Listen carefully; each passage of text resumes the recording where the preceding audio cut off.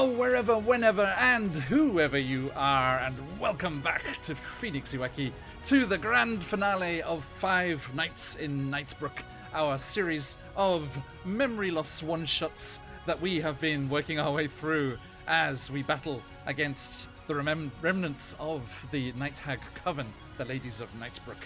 An absolute bloody pleasure to see these lovely people. I've gone slightly Aussie with you two in the call. Yeah, what? Nah, forget about it. Yeah, you're right. And yes, my very thick Australian accent. Blame me. And a huge hello to everyone in the chat as well. Thank you for jumping in right from the get-go, and lovely to have you all here. We already have some shenanigans. Maddie, thank you for that gifted sub before. I assume that's Patch. Is that a fair assumption? I mean, it tracks.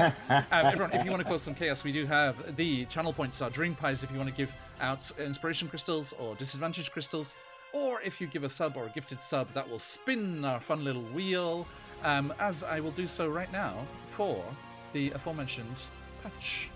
Okay, let us see. As I'm just rolling that up here, everyone do jump in our giveaway. First and foremost, a big thank you to Troll Chuck from Troll Games for the fabulous support. You can get yourselves one of the fantastic Castles and Crusades timely t-shirt bundles for you to play in your game. Wow, I'm clever coming in with a whole bunch. Thank you, sir. As always, you bloody legend. Okay, thank you so much. We are going to be spinning that wheel for everybody, as that makes a nice round 6. Everybody. So yes, you can get yourself one of these fantastic Castles and Crusades bundles from Troll Games, or the fantastic Amazing Locations and Encounters from, I think it's the other way around, Amazing Encounters and Locations from CZRPG over there in Brazil, our wonderful friend Christian and all those guys.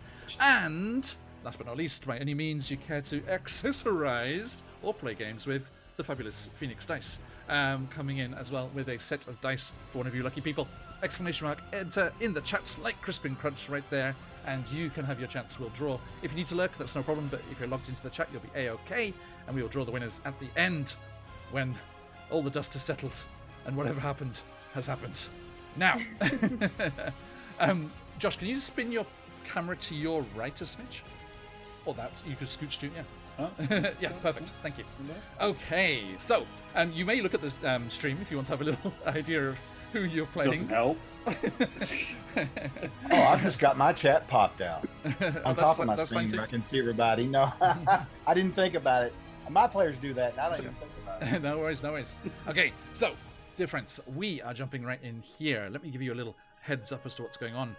In our campaign games, several of the adventuring parties have come up against these Night Hags, the Ladies of Nightbrook, and they defeated one of them in a battle.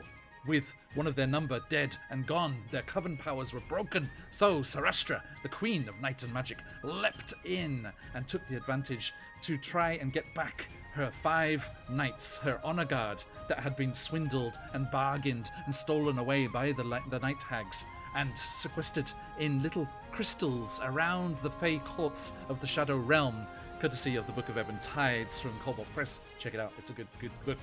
And as these adventurers were closing in on their situation, the remaining 2 hags of the Coven, in self-defense, activated a magic item that negated the danger of these nearby assassins, these pesky adventurers closing in, and all of the adventurers lost their memories, their sense of self.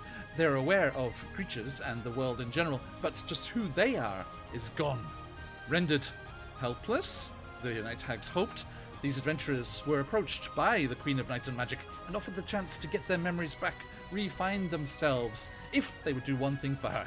Go venturing into these courts, get back the knights, break the crystals, release the spirits of her honor guard, and in doing so also uncover the location of Nightbrook itself, the final hidden court, obfuscated by the hag's magic and hidden away so that they could not be defeated in their entirety. But we've had 4 groups of memory struggled adventurers trying to find their way through, but all being successful. The first group went through the labyrinth and into the court of the Moonlit King, the Queen's estranged royal partner of days of old, and they got the first one back from the Shadow Demon there. The second group ventured into the newly built Court of Midnight Teeth, and there they met with the gnomish Baroness and her so-called spies and assassins known as the Blue Barbers, the gnomes with their shocking blue hair, and but without the blue makeup. I don't know what they were doing for.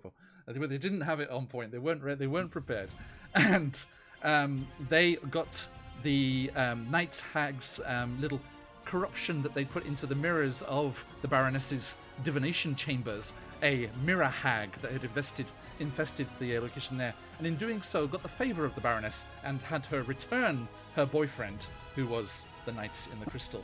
Then the third group went away from the Shadow Courts up into the mountains, where the Shadow Knights in the Tower of Horn and Gold were about to trade away the crystal to a Dawar and some Thrakreen docked on the edge of the mountain in their Spelljammer.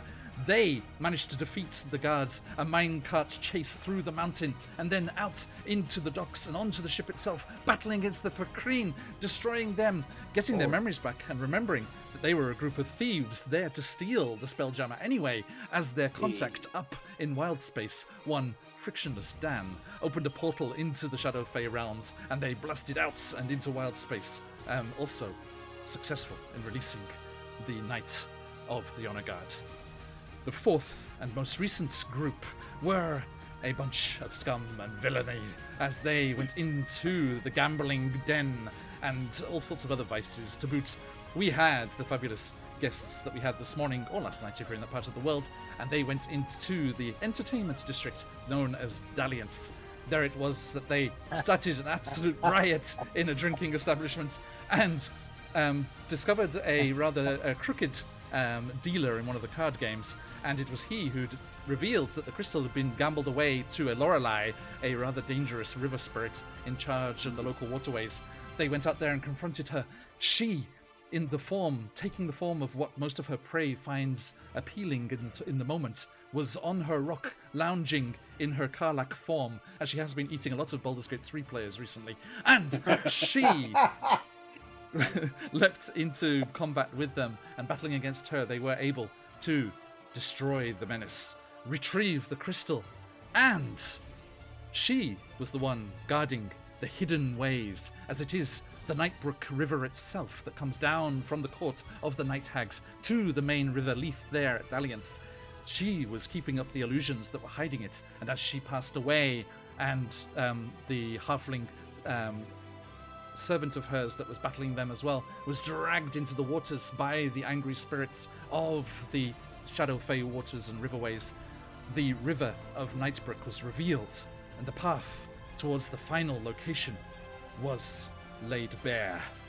But one thing that we see off camera before we join these 5 adventurers, the halfling, the crooked card dealer that was dragged into the waters by the angry spirits, was consumed by them, as many a poor soul is. But these were no ordinary spirits. These were the ones from Nightbrook, the ones that the ladies of Nightbrook put into the rivers to collect information and secrets from those that they kill. And as we join our 5 adventurers walking along the side of the Nightbrook River towards the court and the final showdown, these spirits are making their way up through the waters, ethereal, ghostly lights beneath the rippling black surface, and they bring word to the hags that some adventurers, despite the loss of their memories, are coming forth to impart danger and pointy edges upon them. So, that is where we join these fine people, and that is where we jump into the finale of 5 Nights in Nightbrook and our 4-year anniversary here. It's been such a fantastic week. Thank you so much to everyone who's joined us, and especially to these 5 as we jump straight in to this session right here, right now, and get it off with a little spin of the wheel for everybody. The good news is you might get a oops all and get a 20 on one of your attributes right out the gate. So let's go round the overlay for myself here. Fovorobos coming in with a spin. What's it going to be? Wild Magic Surge, you'll love to see it when initiative rolls. That will be kicked off. Josh the Pirate's coming in with a +1. Sorry, it's the same color. +1 weapon or spellcasting focus. We achieved. We figured out that you don't. I'm have here for the wild magic, right? So you have a +1 weapon. I have any magic. Excellent. No, +1 weapon though. So damage and hit. Dead as a gamer coming with a Wild Magic Surge. You'll have to see it. Troll Chuck coming in with a... What's it going to be? Wow, Magic Surge, you love to see it. Yes, Patch, yes. Yeah, we do. ever humble DM, coming in with a... Oops, all intelligence. You better hope you're a Where wizard. was that He was yesterday? already hoping he was a wizard. Already hoping he was a wizard. He's really hoping now. And my good God self, damn it. if you'll excuse. Wow, Magic Surge, you love to see it. Wow. Okay, so that was Fovo, Dag, Chuck, and me that had the wild Magic Surges, right? Keep track of Oh, wait, those. didn't I have 2 spins? Because Maddie? No, because it was 5 from McClover and 1 from Maddie, which meant 1 for all of us. Oh, Not to worry, Just Patch. 6 I'm sure we'll get others later. Oh, yeah. Okay, so there's me and Fovo and Dag and Chuk. So I can't say Chuk because that's I do. that's our buddy from over on DM Charlie. Okay, just a regular old Chuck. Sorry. Although I think today Josh the Pirate is Chuck. he's the Chuk over there. I'm the Chook, yeah. Well, he is the Beastmaster right now. Yeah.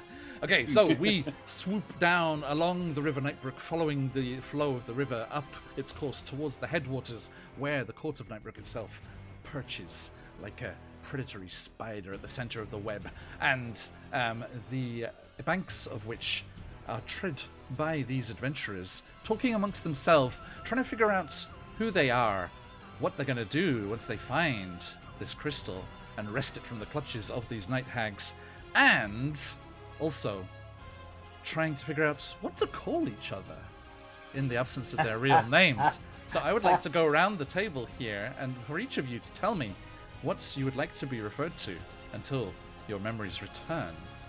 And I shall bring down the ambiance here a bit as we head into the Shadow Woods. Okay, so go around here. I shall describe what you look like, what you are carrying, and then you can tell me just what you think you might be called. So, first, we have to my side here, Fovorobos. Thank you so much for joining us. Playing on the channel for the first time. Had me over for a good old chat on their channel, and absolute pleasure to have you over here. We see a Triton. Ooh. Blue skin and long sea green hair, slightly wafting as if underwater. Gill-like extrudences on your neck. You may be thinking you might be able to breathe underwater, although I wouldn't recommend diving into the rivers here. Simple clothes, and on your fingers, 2 yew-wood rings. About your belt and back, there is a boomerang. You can make a note of it on your character sheet here. You have a boomerang, a great axe, and a javelin. And a what, I'm sorry? A boomerang, a great axe, and a javelin. But no armor. No need. What would you like to go by? Well, I believe with what I can see of myself that I am beautiful.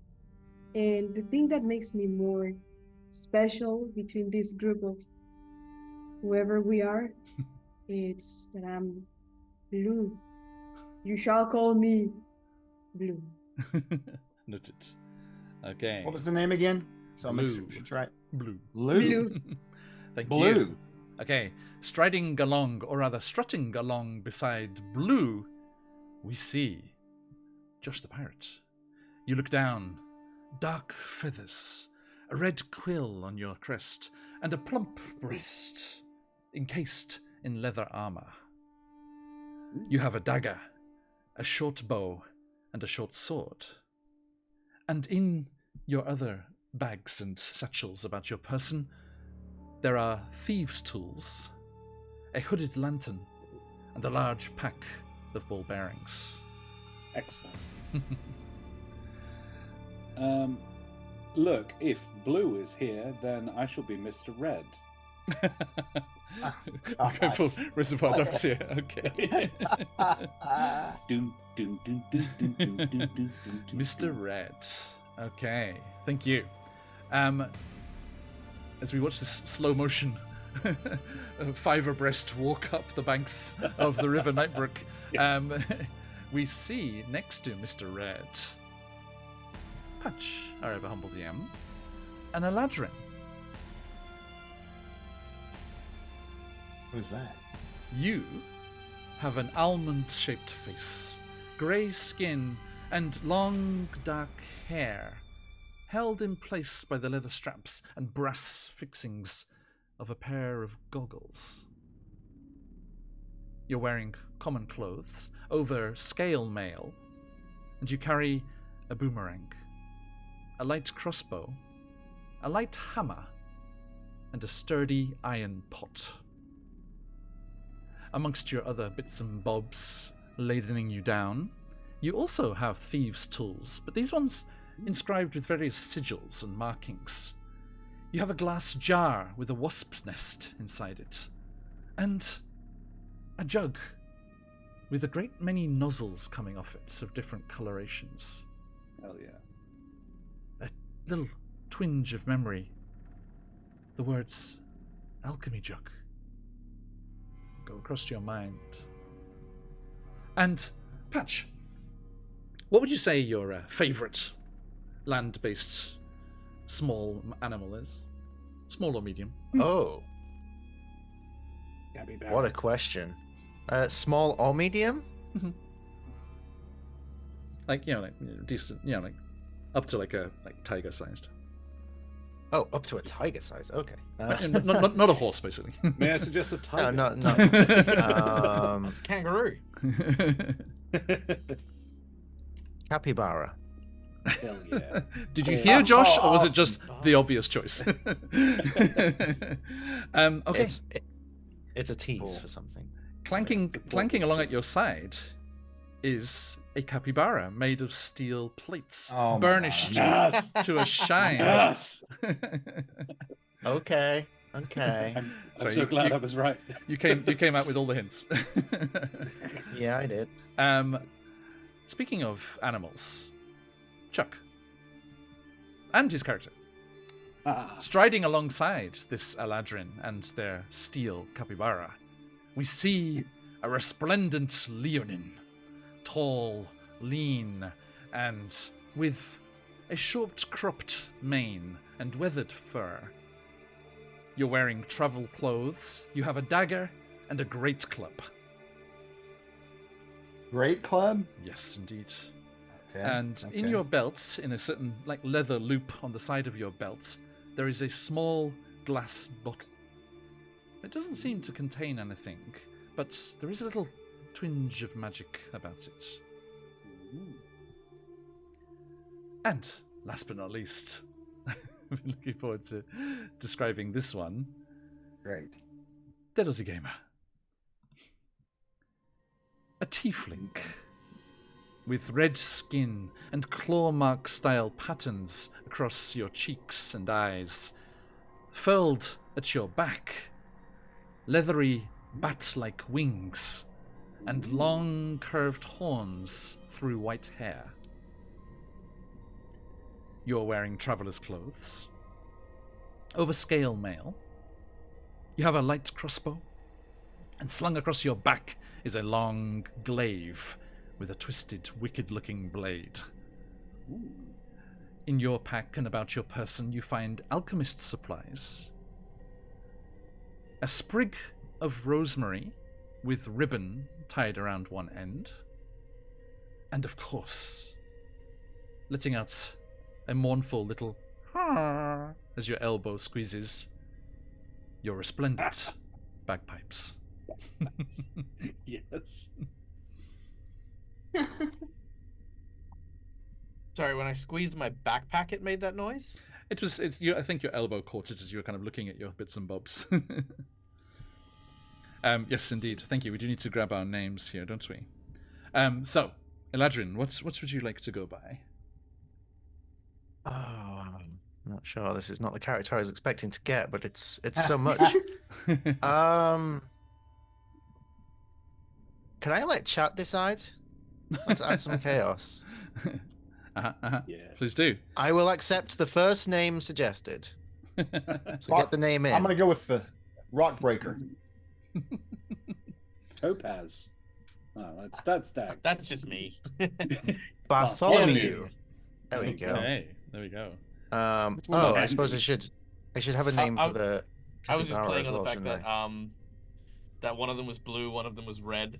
Right. Yeah, yeah. I was just going with Power Rangers at this Okay, point. right. So we've got Blue, Mr. Red, Bartholomew. How about our Leonin friend? Dag hasn't given his name yet, correct? Just want to Not yet, confirm no. that. Mhm. All right. Hashtag elderly. All right. So you may call me Roar. On the nose, on the I'm nose. gonna be doing a lot of that. Okay, thank you. Oh yes, actually, I like the Cal show's spelling better. Damn. R-O-R-A-W. Yeah. Rawr. Yeah. You may call me Tim. But Cal Show Trollo Games is currently kickstarting a breakaway from Oh, Rules as Written. We can't go raw. Sorry, oh dear. Right. breaking away Oh, from the fuck. Down with OGL. rules. Okay. So what did you go with, Hey, Dag? I Phantom, probably didn't thank hear. you. Okay. So I've decided only on the accent that I'm going to have for this character. So I will The also most important thing. follow in the way of Patch and ask chat for the Frenchiest French name you could ever make, and I will select the Frenchiest name. The Frenchiest name, please, Frenchiest chap. name. The Frenchiest. Frenchiest. Yes, that There's is Phantom. that is a new superlative that we need. Jock. Yes. Jacques. There we go. Yes, Yeah. two Bridget. different jobs. Yeah. Yeah. It's Oh my God. Yeah. Jacques. Jacques. Oh wait, I no. will just add- Oh wait. Okay. No, I'm gonna be Jacques Pierre. The Jock. Jacques. The Jock. Jacques No, you Pierre just use a Jacques. Jock. Yeah, no, this is my name. I am Okay. Jacques Yeah. Pierre. Jacques Jacques Pierre. Jacques Pierre. Oui. Oui. Jacques Pierre. Sorry, Jacques I'll Pierre. just add as well, the capybara construct is named Oh, Capri Sun. Capri Sun. Oh, There you're we go. kidding me. Glows internally. Right? Yes. Okay. Very sweet. Bartholomew It's terrible to get the and straw in when you're Capri refueling. Sun. Okay, thank you. Right, excellent. There we go. There we go. Hey, Lucimbra. Oh, right. So, Phantom, our sleepy friend, has dropped in 5 gifted subs there. I think that's a spin. Another A spin for each of sleepy you. friend. Who got the Uppsala intelligence? That was Patch. That was me. Yeah. I just need to update. If I get that again, does it give me an intelligence of 40? No, Asking for a I'm friend. respinning. Would be awesome. Okay, override score. It's so useful for your 20. barbarian.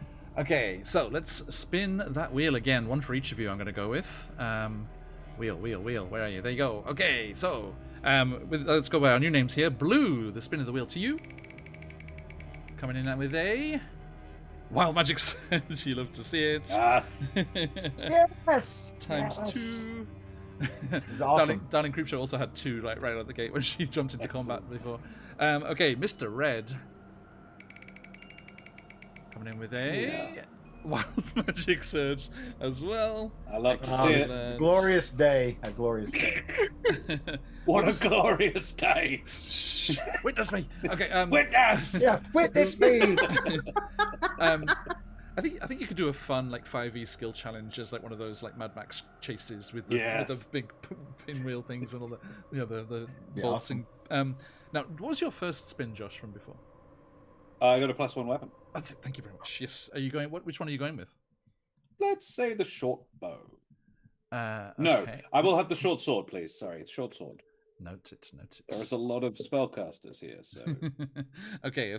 That was Mr. Red. Okay. Bartholomew Yes. coming in with a. It's going to be Wild Magic Surge. You'll have to see it. That's everyone with everyone has one now.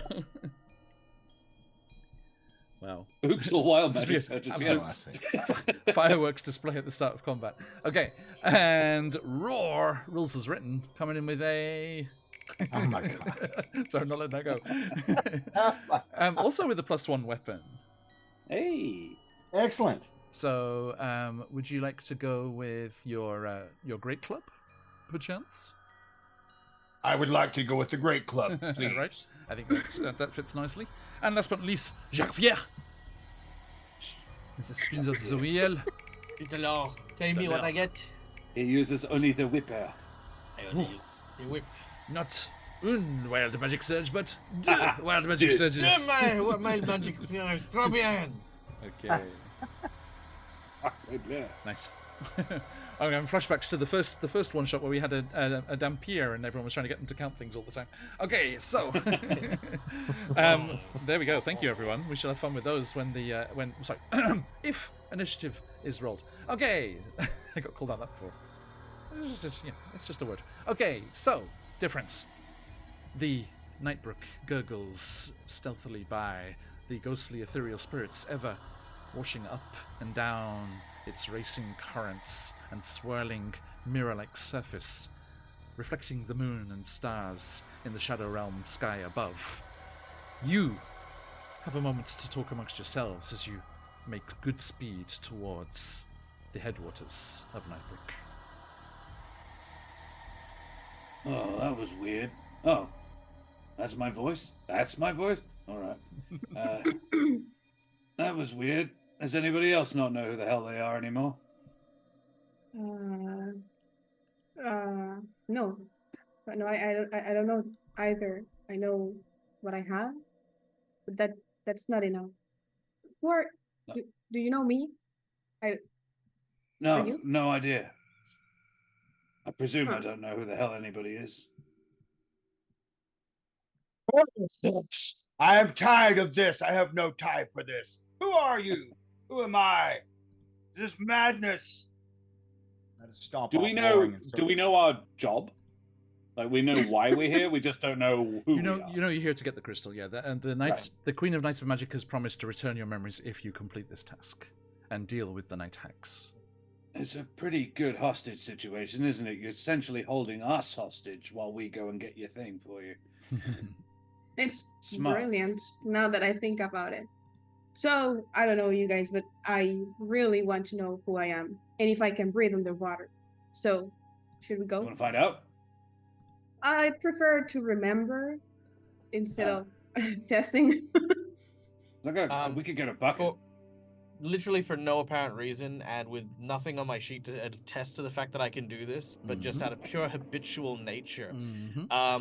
There's this miming of a cigarette being drawn from a jacket pocket and a match being struck as Jacques goes, "But do we ever truly know who we are? Is this not our lot in life to travel the wide expanses of this world, the Nightbrook itself, the hags? What did they really take from us, huh? Identity or responsibility?" Would you please roll me? No.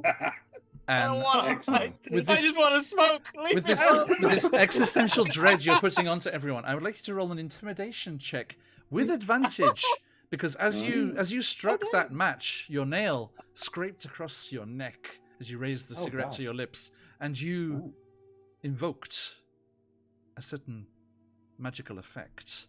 And I'm afraid you take 4 necrotic damage. But but You're not smoking kills. Yeah, smoking is bad for you, mate. It's bad for you. Actually, no, sorry, Evidently. Not wrong. no, you don't. So you don't take the necrotic damage. You're okay. But you do set off this magical effect, and you get advantage to intimidate your friends with this existential dread. Okay, 15 on my roll. So I rolled a 14 and a 15. your intimidation is a +1. So your Nice. your charisma is a +1. You can put that in there. Hey. Oh, yeah. Mm. Do we okay. know what level we are? 5. Single Oh. class. So So if you're doing the That's mathematics detective sleuthing that some of our players have done, especially DM Jazzy Hands was amazing, and Yes. Rakam, go figure. Ain't that right? So yes, your proficiency bonus is +3, so you can get clues there. But yes. My question, I guess, to here is, this is just in general because I know how you roll stats. Okay, are the stats like Not a this, yeah, clue? yeah, you're safe. You're for- safe here, Doug. You're safe. This is not Okay, one-shot good. Thank roulette. you. You know, This is I a safe remember place. I remember my barbarian with -2 strength and +12 intelligence. Right? Yes, I took the standard array and put them in things that made sense. Okay, good. I had to check. So not to turn this into a Believe that massive when I discussion, see but it. is that a +3? Right? Is it a +3 proficiency bonus for everybody? Yes. Was you speaking directly to that? Oh, I want to make sure. Yeah, so if you're Okay. proficient, that +3 will be in there as well. But our Alright. tiefling's intimidation is +1, and their charisma is also +1. Okay. Well, that's- Um, that's so, very upsetting. you s- I you said wonder it- you if said a in- 15 in total? normally you are that upsetting when you talk. So 16. Yes, he is very. Jacques is very upsetting as just an individual. Just an upsetting individual. Yeah. I mean, look at that. Look at that face. I mean, that is Yeah. Oh, that is the absolutely. face of a philosophizing Yeah. smoker. Yeah. Oh yeah, absolutely. I Small. make sandwiches with nothing. It's just 2 bits of white bread next to each other. But you do cut the crust off. I do cut the crust off. Has to be. Yeah, must have. So they're not a barbarian. They're not a barbarian. We know that. Okay. That's Yeah, good. It's the Um, Philistine. Okay. You wish to know if you can breathe underwater? We are walking by a lake. What better way to test this theory than to leap into the unknown? I will hold your stuff for you. Do I have any I mean, rope? I might not remember who I am, what I'm doing, or how I came across this fantastic capybara. Clank, clank, clank. I somehow Capybara. feel intelligent enough to know that that's potentially not the best idea. Does not have a Pokemon. How do you Okay. know it's your capybara? Well, no one else has claimed it, so it's mine. I got first dibs. Well, It also Fair enough. it also noses in between the Eladrin's legs and like narrows its eyes at you, Gallus. I've had loads of pets that do that. Clank, clank, clank. Okay.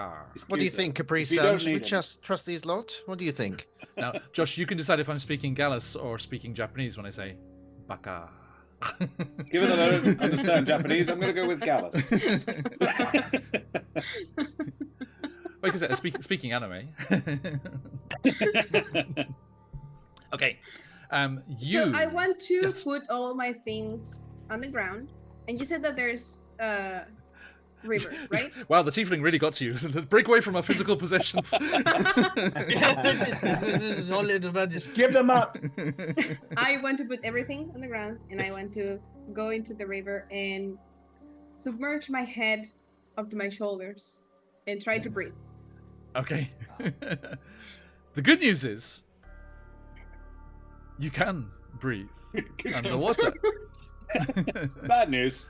The bad Roll news initiative. is all of those ethereal spirits start to swarm around you like a shoal of piranhas around a rotting piece of meat. And I would like you to make a dexterity saving throw to get out of there in time. Your dexterity saving throw is a +2. Okay, +2. So the result is a 10. Ooh, okay, that is not enough. I'm afraid you take. Let's see here.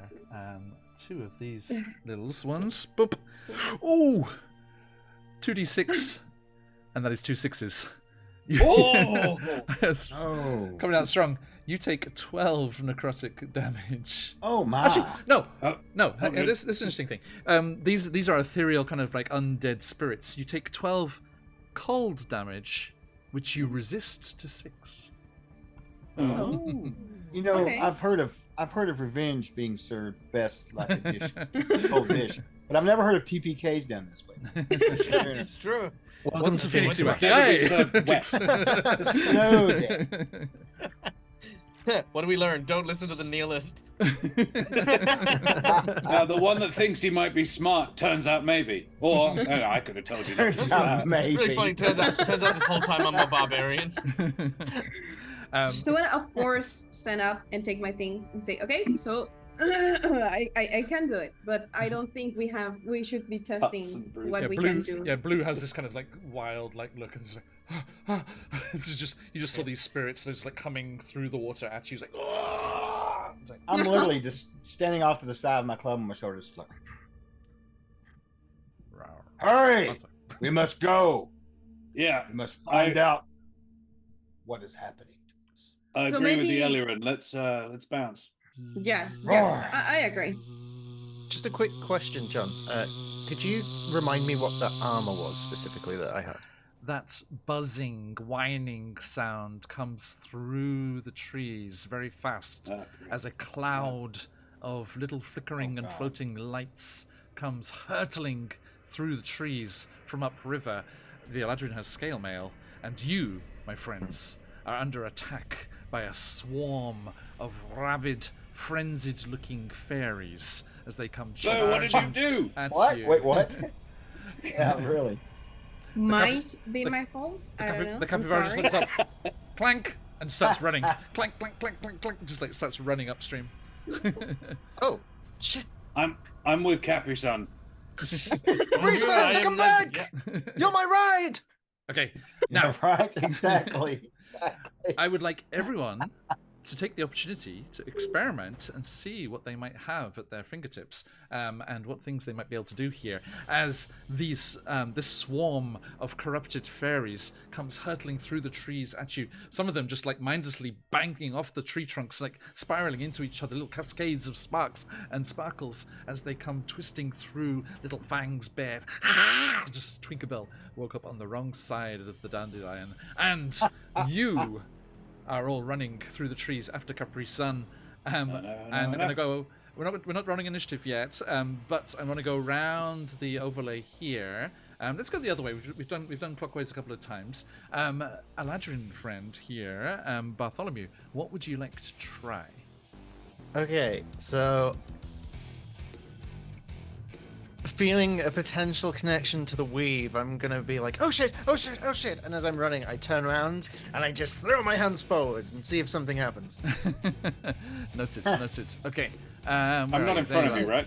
So are you attempting? right. Yes. Are you attempting I to? put my hands on your shoulders. Are you attempting to control foes or harm foes? Harm, because panic. Please roll me any dice, and it's 50-50. You have 2 harmful spells. Oh, okay. I don't know if that's a lot or not, but okay. It's less than some. That's a 19. On a d20. Okay, so you cast Branding Smite Ooh. on Huh. your light hammer, and Yeah. I will allow you to also make a hammer attack. So if you would like to roll an attack at a +4. +4 attack. Yes. Okay. Let me just write this down, because this is important. I That is remember, a I think a light 12 hammer plus can 4, be strength or dex. 16.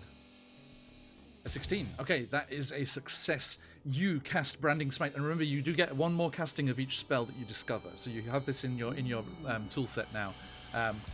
Literally with your, because you realize you are using your thieves' tools with these weird sigils on them to cast this magic, and the glow starts to appear on the hammer, and you swing it in a long arc, and there's just a whoosh of light, and a whole swath of these corrupted fairies are burnt up and just drift to the ground in sparks and severed wings and little teeth on the ground. And you succeed. Okay, our Leonin friend, Roar, what would you like to do? Well, the only thing I have for any kind of a connection is this little bottle, correct? You found this little bottle, yeah? You I got don't your have weapons. any scrolls or any tomes or. No, but you do Alright. feel a connection to the weave. Okay. Well, upon seeing the success of Bartholomew, I guess I will turn around and I will attempt to do the same. Okay, also rolling with harmful magic. Yes, I'm going to attempt to disintegrate them. Yes, Okay. absolutely. Please roll me a d8. You have 8 harmful spells. Oh, this is not at all what I expect. What class am I? Okay, what in the world? Pretty sick class. Yeah, no kidding. 8. I was not prepared. An for 8. Turns it. What did you say you wanted to cast? Anything that. harmful. Disintegrate. Disintegrate, I okay. like a, Very close. As you spin, you clutch at that empty glass bottle. It starts to fill with swirling magic. You pull out the stopper, What in the and world? erupting from it, you cast Shatter. Please roll me That's a awesome. spell casting ability thing there. Your spell casting ability or spell attack roll is a +5. So roll with a +5. Turns out Chuck's Alright. playing Mordenkainen. Yeah, no kidding. I'm the Blackstaff. Roar. All right, here we go. Isn't the new Blackstaff that's in Dragon Heist in the new one of the new book covers? I thought it was cool. Maybe. I'm not Yeah, sure. I heard that she was on there. That's very cool. So I'm just adding a +5 to my roll, correct? +5 to the roll, yeah. So 17 total. 17, okay. Damn. We've had this throughout the whole series of one-shots through this week. The DC for everything is 15 if you're rolling Oh, that against a makes it DC. Okay, so a 17 is a success. So you cast Shatter, and with a concussive through the trees, another vast group of these fairies is destroyed and blown to pieces. And I think along the trunk of one tree, there's like a as wings dig into the trunk of the wood, and everyone kind of ducks as these little fairy pieces go zipping and flying by. Okay, Really? Tiefling friend. Alright, I'm going to do something that will either be amazing or make me look very stupid. You already are, mate. Yes, thank you. At least I'm not a chicken! Do they have to be mutually exclusive? I'm going to reach behind me and grab onto my cape, Yes. and I'm going to start flapping as hard as I can. I mean, you look like a chicken. The good news is, as you do that, your bat-like wings unfurl, and you do discover you have a flying speed. Bat-like work. wings? You See you said later, bat? land dwellers! Yep. Bat-like in What kind shape, of madness not in is this? size. They are full-on functional wings. I like You have- tiny little. right, you have a 30-foot fly Working speed, really my friend. So he's a Alright. man bat, a vampire. Yep. True, alright. Now, Oh my God, a French vampire. Jacques Pierre, you also feel something inside you stirring, and you feel that if you would like to be more resilient, more prepared for this encroaching danger, you feel there is something you could do if you would let it flow through you. Oh, I will let it flow through me. Okay, so all of you see Jacques Pierre rise off the ground with their bat wings, and they throw their head back and they go, "Oh yeah." And they start to twist, and bones crack, and their tiefling face elongates, and you take on your hybrid lichen form. Okay, sorry. Oh my God, he is a werebat. Oh my God. Bat wolf. Silence, man bat. Well, I imagine I eat my cigarette at that point. Now, can I just say, this is actually very, very kind of nice callback to History of Iwaki on our 4th anniversary here. The first ever campaign that we started streaming was Curse of Strahd. And in Curse of Strahd, we had our first character death. It was Merrin's character. It was Esmeralda, who died because of the flying werewolves that came and attacked. What did we call them? Patch, can you remember? We had a name for them, and I can't. Everyone in chat call has them- been here that long. What Call did him we goodbye. Yeah. I've slept since then, John. many times. Many more times. Yeah, I can't remember. Okay, so, Dag, your new resilient form. You have Feral Might. You have +1 on strength checks and melee damage. You have Resilient Hide as well. You have some resistance there. You feel a bit of a bloodlust coming on. What would you like to do, having undergone this transformation? First of all, I'm going to take a moment to go. Bad Jack! Bad Jack! Michael. Bad Jack! And then I imagine I'm like being more resilient, having that feral might. I'm going to attempt to who seems to be the slowest of the other four? Good question. Let's have a look here. It's not Roar. Your Leonin friend is faster than the others, moving very quickly across the ground. Also, our Triton friend over here is moving even faster, 40 feet. 40 feet for you, 35 feet for the Leonin. Our chicken friend is a normal 30, and as is our Eladrin friend as well. But I'm not running. No. Just cause. No, I'm not. I'm not moving. In fact, I've got. You probably can't see me. You may not be able to see me. Ooh, nice. It depends on whether or not I can do the thing. Hold that thought. Oh, okay. Well, if I can't see you, then that makes my answer easy. I'm gonna swoop down and see if I can pick up our Eladrin friend. Okay, Bartholomew. Yes. Yes, Bartholomew. Okay. I'm gonna.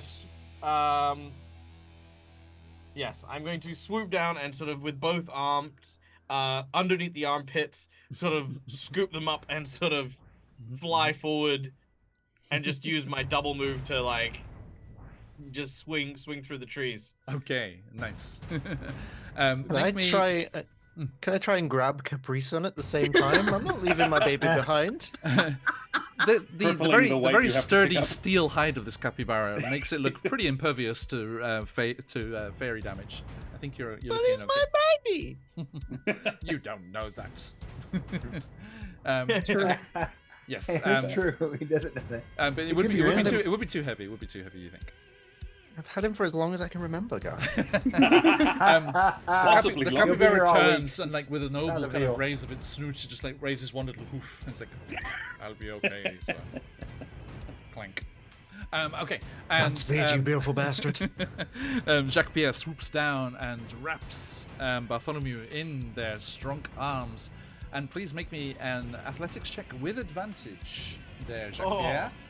Love this. Coming in with your athletics is a +3, as is your strength. Which is +4 at the moment because of my feral might. Okay, that is a dirty 20. Nice. Okay, yes. You swoop down and help the Eladrin to move forward as you go flying through the trees with this comet-like tail of corrupted fairies behind you, swooping on round to Mr. Red. Mr. Red is going to attempt to climb a tree and hide. Okay. And sort of lay a trap for the rearmost of these corrupted fairies as they go by. He's sort of wanting to swoop up into a tree and then pounce down on the rear guard. Okay, thank you. As you do that, some of the spirits from the river also kind of seem to follow behind you and kind of twist and turn around you as you clamber up into the trees there. Could you please... Let's have a look here. Okay, you flap your wings and it gives you a little boost of up to half your movement speed. So that 15-foot leap up to those lower branches is, and as the resident Humblewood genius, as you're well aware. So you leap up into the lower branches and attempt to hide. Could you choose one of these from the following for me? Okay. I am on the right sheet here, aren't I? Yes. There's a few, so bear with me. Acrobatics, animal handling, arcana, athletics. Medicine, nature. Performance, persuasion, religion. Holy shit. Choose one of those. Performance. Okay. The spirits that come up out of the river, following you up into the branches of the trees, kind of swirling around you before scattering and going out through the space again, whisper into your ear about how to please in the courts of the Shadow Fae, and how they once were a great minstrel amongst the courts and the lanterns of Koramal themselves, and you become proficient in performance. Hell yeah.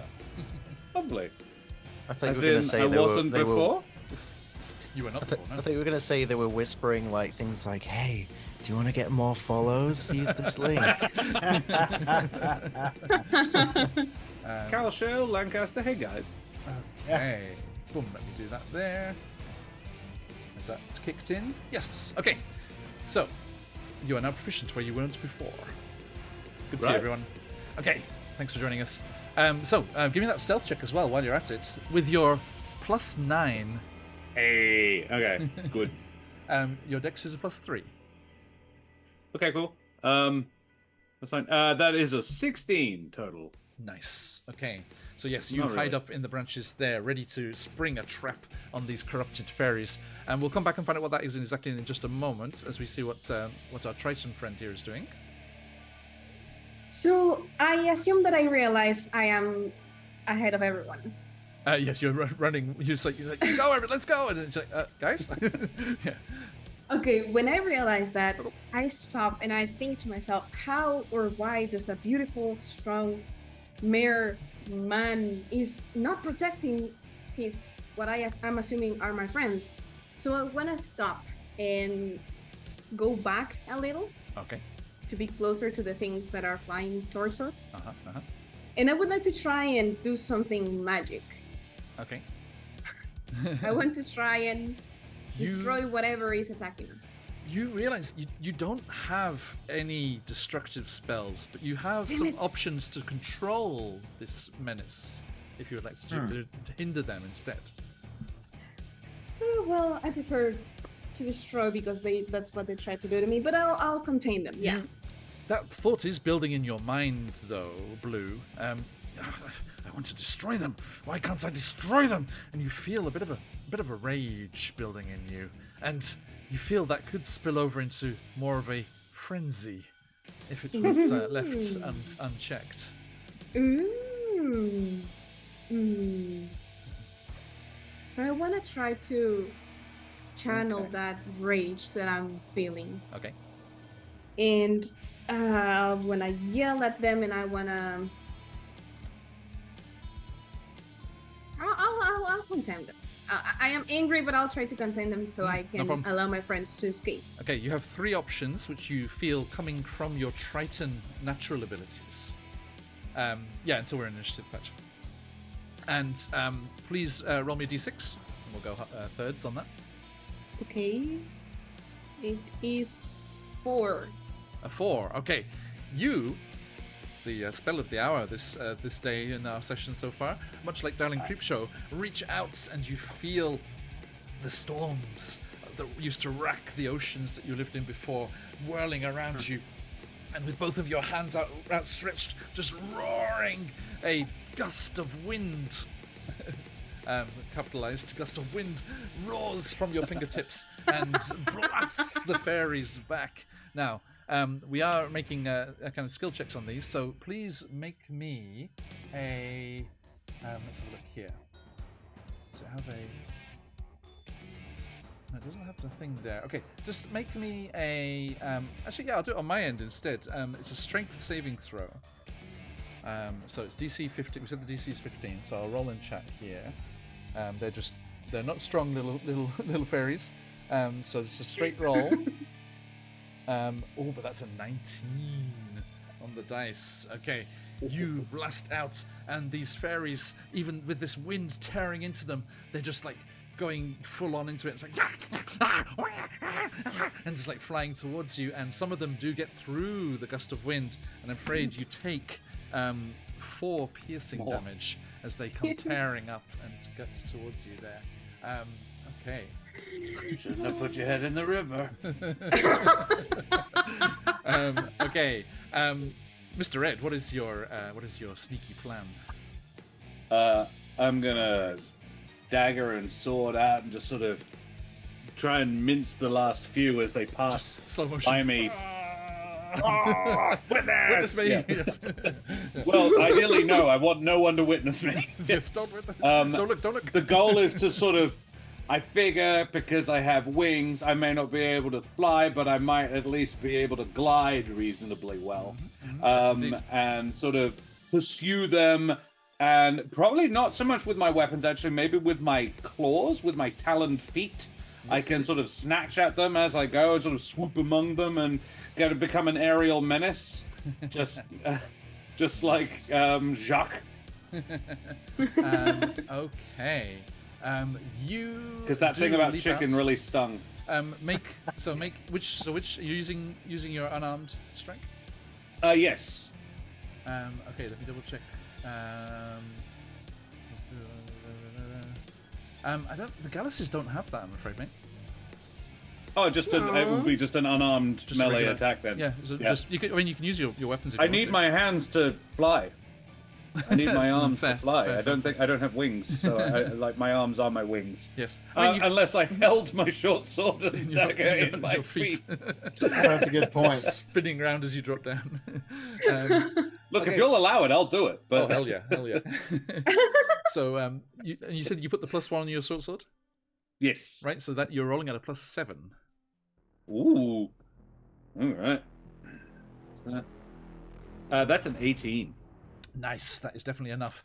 Roll me a d6 +3, and also, because you are very well hidden, and this is a surprise to them as they are chasing after your friends, you sneak attack with an extra 3d6, so that's 46 +3.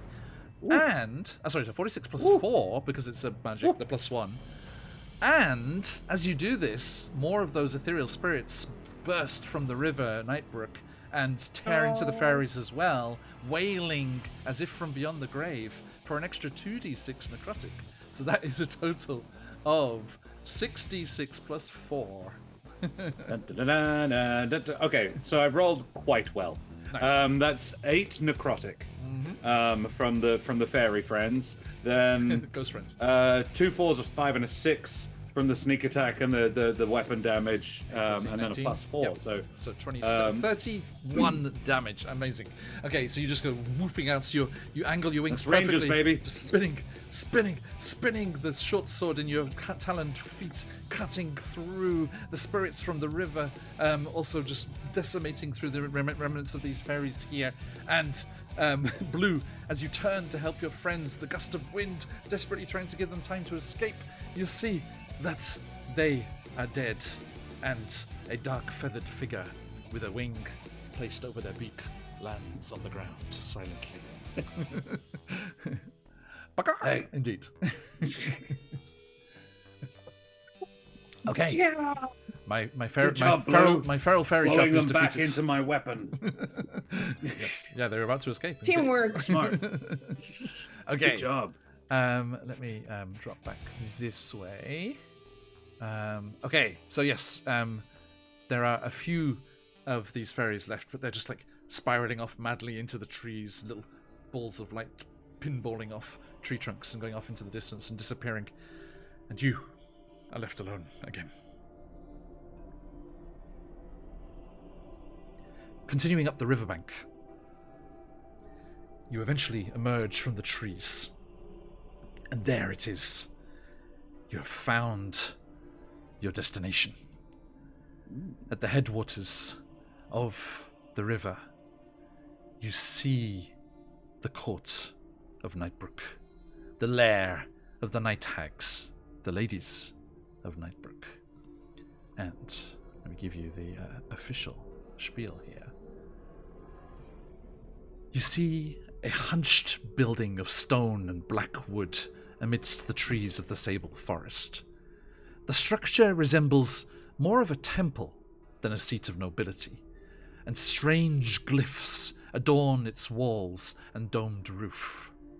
Standing at the headwaters of the Nightbrook, this small black waterway that has led you to your destination, you approach. How would you like to proceed? Thanks, Marjorie. Do I recognize anything about the building? Does its sort of architectural style or anything sort of ring any bells in my bird brain? Good question. Let's have a look here. Okay. Let's see. You roll me a religion check. Religion? Yes, at -1. A 12. Oh, nice. A -1. Okay. Nice. I needed a 15, I think. You do not remember that, but you do remember other gods. Birdfolk gods. Gods that you were here to proselytize and spread the word of beyond the Beastlands, which is where our Humblewood is and the wider continent is going to be placed. Hell yeah. However, Blue and let's see here, Roar, you have read a great many writings about this building and these types of buildings. You recognize it as a church of Hecate, the goddess of magic and the Shadow Fae. A very powerful being here, worshipped by evil and well-meaning folks alike. And our tiefling friend here as well, Jacques. You are also aware of the symbology and the shape of the building. It seems you have a certain local knowledge. Now, what would you like to do? So originally I was going to say that we should just go knock on the door and ask for the crystals because they don't belong to whoever lives there. But now that I recognize the building, I think we should be careful. If I recognize you think the this building, might be dangerous? Well, it's evil. Evil is dangerous, right? I think I remember that. If I recognize this building, do I know if there's any like back entrances or like hidden passages or anything like that? Give me a history check. Coming in at a +4, and you have advantage to recall information about Fae, so you can roll with advantage. All right, that is a 16 and a 19. Nice. Your intelligence is +1, by the way, so you are proficient here. So 19 on the dice. Or 19 yes, total? 19 on the dice. On the That dice, is so a 23. 23. Nice. Okay. So with a 23, yes, you know that these temples are designed to be approached from any direction by the faithful. So there are entrances around the building, and there would not usually be cellars or passages beneath. So no like concealed or like hidden ways in. It's all No, pretty open. these are open and welcoming places usually, but this one has been taken over by night hags, so might not be your regular fare. Okay. What about up? Question: Mhm. What in the roof? time of day is it right now? It's nighttime. We said before how the moon was reflecting in the things there. Although I'm not sure there is much of a daytime here. That's why it is Right. shadow time. I am Yeah. a werewolf, a weird creature. I am the moon and we have an understanding. How about a roof access on this temple? Give me a perception check. Oh, Why can you fly? That is a nat 1. Oh, Your little what? gallus form cannot quite see. so what if we all go through a different entrance and meet yeah. in the center? That way, Split up. yeah. If Yeah, one good idea. gets catched, the others will be safe.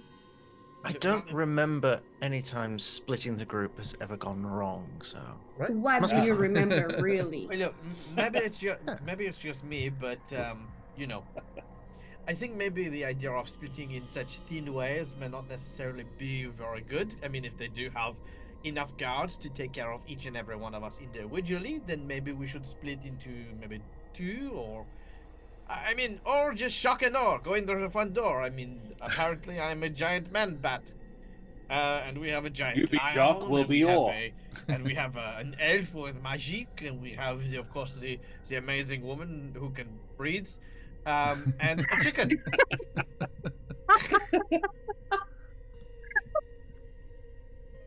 You're welcome. That's true. Welcome. To I'll be go with fair- the amazing breathing woman and maybe the cat. That's what she did. Superhero She just game. This is what's stuck her happening. head into the water and then took a deep breath in. That was very impressive. I didn't see any of you doing it. I think careful. I was breathing just fine. I think I saw a name in chat before. P.T. Barnum. I was hear the scribbling of notes frantically. Right? Great idea. Step right up. Step right up. It's the amazing breathing woman. She inhales. She exhales. Sometimes even underwater. Okay, so you are going to. Are you stealthing towards the temple, or are you just boldly striding forth? I say we boldly stride forth. Boldly, I agree. We Excellent. are. Anyone wants to stealth, I'll go with them. I want to grab your hand, chicken, and I want to say, we are together in this. Mr. Red to you. Like, It's red. I'm sorry, Red. I forgot. You're right. Red. Chicken was my mother. you remember how you picked Jesus color Christ. based on your color of your skin? Well, I've got a red bit on my top. Oh, is that what Jesus, this is go all about? call us by our animal names. That's it. You know, lion, chicken, bat, Chicken, man, lion, man bat. and bat. Yeah. So you saw this chicken with Capybara black centaur. feathers from head to toe, and said red. Capybaras. That's the bit that really stands out to me. Oh my God. Yeah, I went with red. I went because blue. It's Someone- Mr. Black. Someone better I'm at not homebrewing. edgy. Someone better at homebrewing than me. Please make the capybara centaur. It unfolds. The front half of it unfolds. The head rears back so it can sort of wrap around him. So he just sort of eases back into it. And there you go. You've got a capybara back half. Aladrin steps in. Okay, so Centaur. you Capybara. so Red, are you actually stealthing? Yeah. Oh, if everybody else wants to go in loud and proud, I'll be 30 feet behind and very quiet. It's Nah, I'll always go a with good him. idea to have a backup plan. Yeah. Okay. Peer So yeah, pressure. you spread out Okay. around. Yeah. Yeah. The So I think eerily yeah, I think the plan- silent. Mhm. Yeah, I think the plan is that that Bartholomew, Rar, and Jacques are going to go forward boldly, and then just slightly behind and stealthing are red and blue. Gotcha. Okay. Sounds good. Yeah. Works I for can do me. that. Okay. Theoretically. So we already know that Red's is a +9. Blue, your stealth is a +2 Nice. You. with your dex as well. Bartholomew is just striding forward with the Capri Sun, the Capybara construct. Absolutely. Just don't be suspicious. Don't be suspicious. I'd like to. Don't be suspicious. try to- Don't be John- suspicious. John, I'm not going to go right with them. I'm going to be back just a little bit. Okay. Because I try to I want to stealth in between the two groups. Does that make sense? Sure. Yeah, please do. So also rolling Leyland's stealth. turn. What's my dexterity? You roll stealth at a +1. Okay, all Your right. dex is Yeah, also because now that I know that I can guess spells, I'm probably going to know that to be honest, I'm a little curious about what you got going on here. I've got a great club, and I cast spells, so I don't know what my hit points are, but I'm pretty sure they're going to be better than a regular wizard's. I don't know. So this whole Can medicine anybody thing- maybe make us all quiet? Wait, what? Like Oh. some of you Only can by- do only like by being magic louder. and stuff. I'll Oh, try that's to a good reach idea. into the. I'll try to reach into the weave and see if there's anything that can embolden us in this moment. Make you quieter. It's Make us something braver, that's- apparently. Okay. Yeah. Oh, Some sort of buff. Okay. Yeah. You have a few spells that you could cast on friends. Please roll it's a D5, so roll me a D10. I'll half it. Let me get my D10. You're up back. Christina, that is what I'm fishing for. That was A 1. Oh no. a 1. Okay. here we are. You feel this is going to focus on one friend. Which of your friends would you like to cast it on? I'm gonna say. I'm gonna go for Rar because of the lower stealth. Okay. I look at this large, hulking lane informer. I'm thinking, that's not the most stealthy thing. I'm gonna try just to, and then yeah. Okay. You turn towards Roar and cast your magics, and they start to float up into the sky. Oh no! I made it worse. As you cast Levitate on the Leonin. We do like the alliteration though. The levitating Leonin. Hey, Well- War, can you see an up entrance up there? We have a distraction now. I love it. Yep. That's certainly Someone what tie I'm a string on him. doing. It is a giant feline balloon. Skipping along. That Um, circus man is going to want to see all of us, isn't he? The floating Oh, yeah. cat, the breathing woman. Okay. So real quick, as we're going, Yeah. I'm gonna try squeezing my backpack again. Okay. That'd do it. Does it make noise again? Yes. Is there like any pipes coming out of it? You know, Mhm. like of this. Cool. I'm gonna try blowing into it and then just Okay. start like. Yep. These are full on bagpipes. Yep. Sweet. All right. As we approach, I'm going to be playing the theme to the 90s animated series Batman intro Okay, on the bagpipe. please do. All right. Well, I can't, but you know. I mean, It'll be Christina, on Christina, Google it's a somewhere. fine line, Christina. You know, bagpipes pass without a trace. I would like to make a performance check to see if I'm proficient with performance. Okay, please roll with a +1. I'm afraid not. Not proficient. All right, that's a 12. I think you're muted, Chuck. Yeah, I'm gonna observe while this is going on. from above. Yeah, if I can look for anything that might be important, actually. Do I have any rope that I could throw up to him so he doesn't drift yeah, off? Yeah. I'll be that's a good fine. When the point. spell wears off, he'll land on his feet. Oh, so great. Shorter life. So how's that performance check go? And so how are the stealth 12. checks as well? 12. Okay. Yeah, it's pretty. It's possible. You know, as bagpipes can be. So blue 18. and red. 18. Blue. You look nervous. So Not feeling when very I stealthy. see that chaos and the noise, I just want to go next to them. I don't want to go stealthy anywhere. I mean,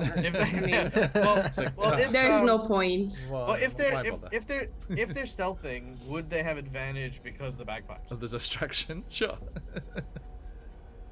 Would you like to, Blue? No, I want to be part of the action. I want to grab my boomerang and I want to run to them. Okay. Wait for Yeah, me, I wait love for it. me. Bagpipe fangirl. Bagpipes, yay! Yeah. How did, Yo, let's do how it. did Raw do? Okay. Yes. Roar. Can you please give me? I'd say with your slightly lack of cover here in midair, bit of a disadvantage on that one, I'm afraid. So your stealth is a +1. Right. Oh, nat 20. I mean, it's not a waste, I guess. It's good. It's good. If you got to folks let those phoenixes fly. And? Because it's a disadvantage. I'm afraid it's disadvantage with your elevated position. Yes. Yes. Oh, I gotta re-roll, right? Right, yes, Yeah. disadvantage, please. Yeah. I told you. I warned you. Oh my God, you won't believe it. An 11, so 12. Okay. You cheeky fucker. I mean, for being in midair, it's pretty impressive. Then, as Blue is like, no, I want to be part of the action. Holden picks up her boomerang, and in the other hand, a disembodied black hand covered in black feathers just puts a string in her hand before she starts running off. There we go. And I fade away into the darkness. There we go. Noted. Okay, so all of you stride or stealth and scuttle towards the temple-like building, and going through one of the archways into the interior, you see swaths of dark fabric kind of segmenting this inner space. The river itself flows out of the building and continues off into the sable forest, but you do see a black marble pagoda-like structure in the center of the space of the temple, with raised areas where there are various tables and other bits of furniture around. And you see two hunched, black-cowled figures desperately working at something in the headwaters, where they rise up babbling as a spring from the corrupted fey ground here, the shadow ground here. As you cross the threshold, all of those glyphs I mentioned flare brightly, and as our night hags here are very specialized in memories and the recalling, and that extends to muscle memory and learned things as well. I would like each of you, as these glyphs flare, to roll a dice. I have to see what it's going to be for each of you, but these glyphs shuffle your memories and muddle your memories, and you, going clockwise around the overlay here, are each going to take one of the racial features from your neighbor. So, Blue, as I look at Red's sheet here, as your muscle memory is discombobulated. Please roll me a. Let's see here. 1, 2, 3, 4. Am I going to try and fly with my fishy hands? Roll me d6. D6, right. 3. A 3? Okay. 1, 2, 3. Okay. You steal away the Gallus' communal nature. And, and as you do so, you become proficient in history and can add 6 to your history checks. Oh, wow. As you get that communal ability there. Okay. Our chicken friend, as you gain some of the Eladrin's abilities. Let's have a look here. 1, 2, 3, 4. Roll me a d10. Ooh. For 5. This is 5 options here. That is a 10. A 10. Okay. The Gallus. Yeah. Yes. The Gallus steals away the Eladrin's ability to phase step. You now have phase step, Gallus, as Mr. Red. God damn it. You can magically teleport up to 30 feet to an unoccupied space. Cool. Okay. The Eladrin. Sorry, Patch. You steal away some of the Leonin's muscle memory. Roll me. Where have we gone? Here we go. Straights. Roll me a d4. A D4? Yes. The one I didn't have out. Gotta be prepared. A 3. A 3. Okay. You take the Leonin's hunter's instincts. You can Nice. choose to become proficient in athletics, intimidation, perception, or survival. Oh. I'm gonna say perception. Actually, perception and survival you already are, so. Oh, that's good to know. Spoilers. Say all of them in Spoilers, turn, sweetie. slowly. So athletics or intimidation? I'll go for athletics. Athletics? Okay, noted. Let me override that. Customize. Skill proficient. Boom. Okay, nice. You feel stronger. Okay, roar. As you... You might steal the bat wings. Yeah, I've got a question for you. No. I've got a question for you, John. Since I was able to cast that spell earlier, I'm assuming my character has a decent intelligence. So I'm going to be concerned with how to get down before I am let down. You get my drift. Certainly. Yes, indeed. So, and drifting you whatever. are. Okay. You roll me a d6, please. Sure. Okay. D6 it is. 4. 4? Okay. You take the tiefling's hellish resistance. You are now resistant to fire damage. Not going to complain about that. And, Dag, if you could roll me as you steal something from the Triton here. Let's see here. Please be the underwater breathing. Now I have the ability to breathe. roll me a d10 as well. So 5 options. Who's the breathing woman now? All right, I got a 6 on my D10. A 6. Okay. Let's see. Let's have that. Okay. That is going to be... Looking here. Excellent. Okay. You take away the Triton's Emissary of the Sea ability, and you can now communicate simple ideas with beasts that can breathe water. You, however, can't. Okay, I would like to look at the bacteria that are like in the pores of people's faces and give them a sense of existential dread, so that they decide to self-destruct, ruining the biogerm, ecology on people, and they, slowly begin to die of sickness. No, it's just they're destroying their skin cultures. That's it, exactly, 100%. Okay, just give it time, guys. Give it time.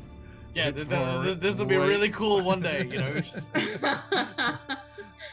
And it's just we smash cut like 10 years in the future, walking around the Shadowfey courts. It's like, did you hear what happened in Nightbrook? Did you hear what happened in Nightbrook? He's just like, yeah, it did. Yeah, it did. Right.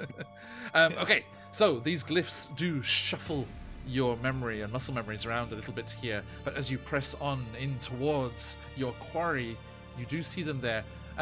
Now, bagpipes were blaring, so I'm afraid there is no surprise in here, but except our Gallus friend here, Red will have a surprise on a jump on them with that stealth check. Now, Roar, how are you attempting to get down? Well, first off, out of curiosity, will the bagpipes being traditionally, used to put fear into the hearts of enemies, are they going to? Does he have like a terrify roll he can use against them, cause fear? Just throwing that out there. You think about that, and you feel something building up in your own throat, and feel that you might be able to terrify them. Also, don't forget, I'm also playing the Batman theme. Yeah, there's that. He gets bonuses for sure. Pretty intimidating. So question for you. I thought that Red had got a hold of me with a rope. Is that a yes or no? I did, and then Like I a handed balloon. the rope to Blue. Yeah. Okay. All right then. Blue's looking like okay. So Blue still got a hold of me, sort of. So I'm not like totally floating away, right? Uh-huh. So I'm going to.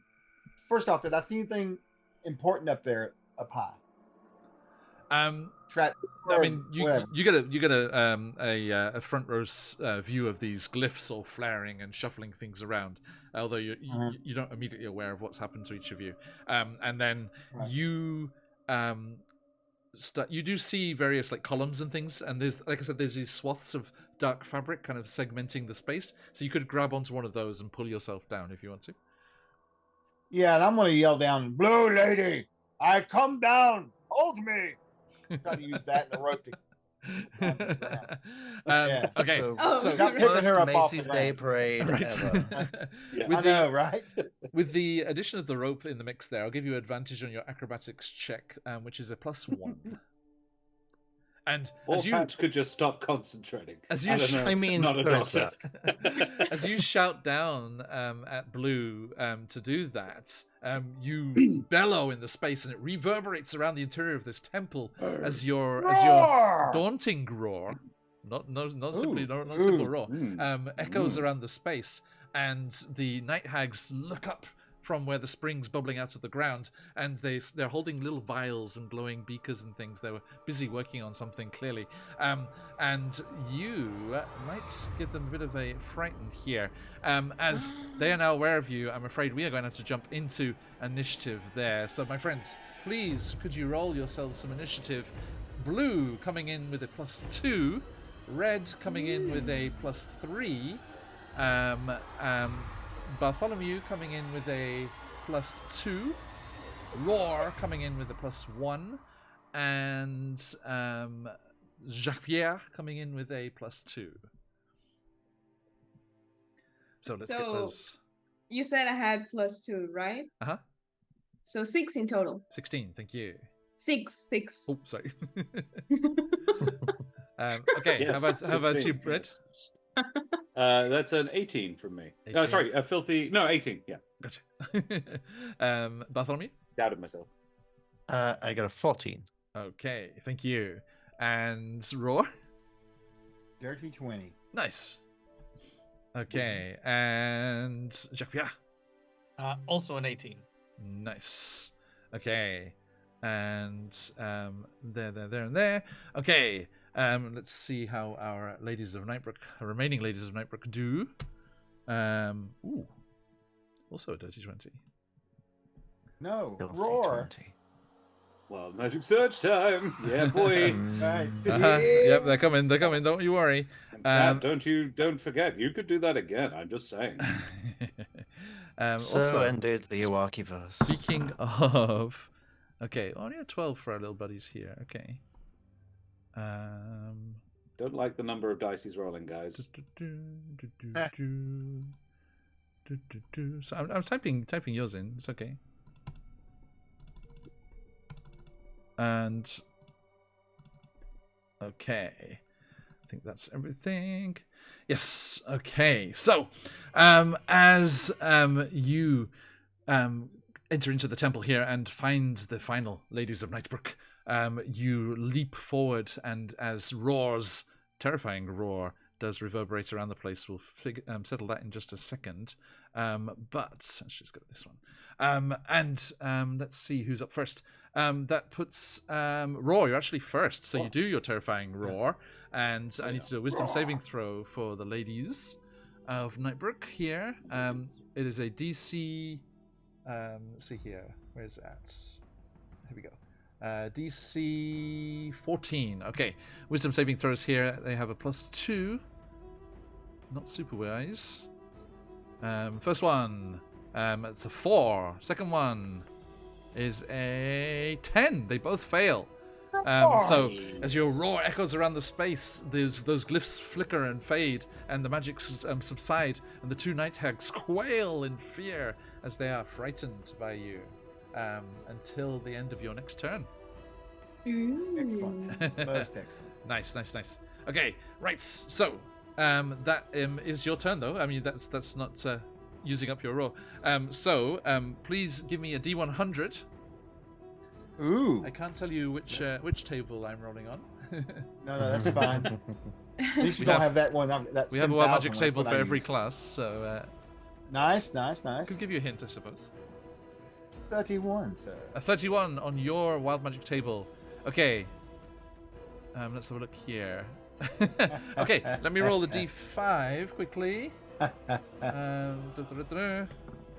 Okay. As you get pulling yourself down with the cloth and the rope down to the ground, a shadow appears beside you as you see Red. Mr. Red appears beside you and is floating down. Hey. Mr. Red, you also see this from where you are hiding. It is not you. Oh. Okay, so you Roar? you touch down on the ground. What would you like to do?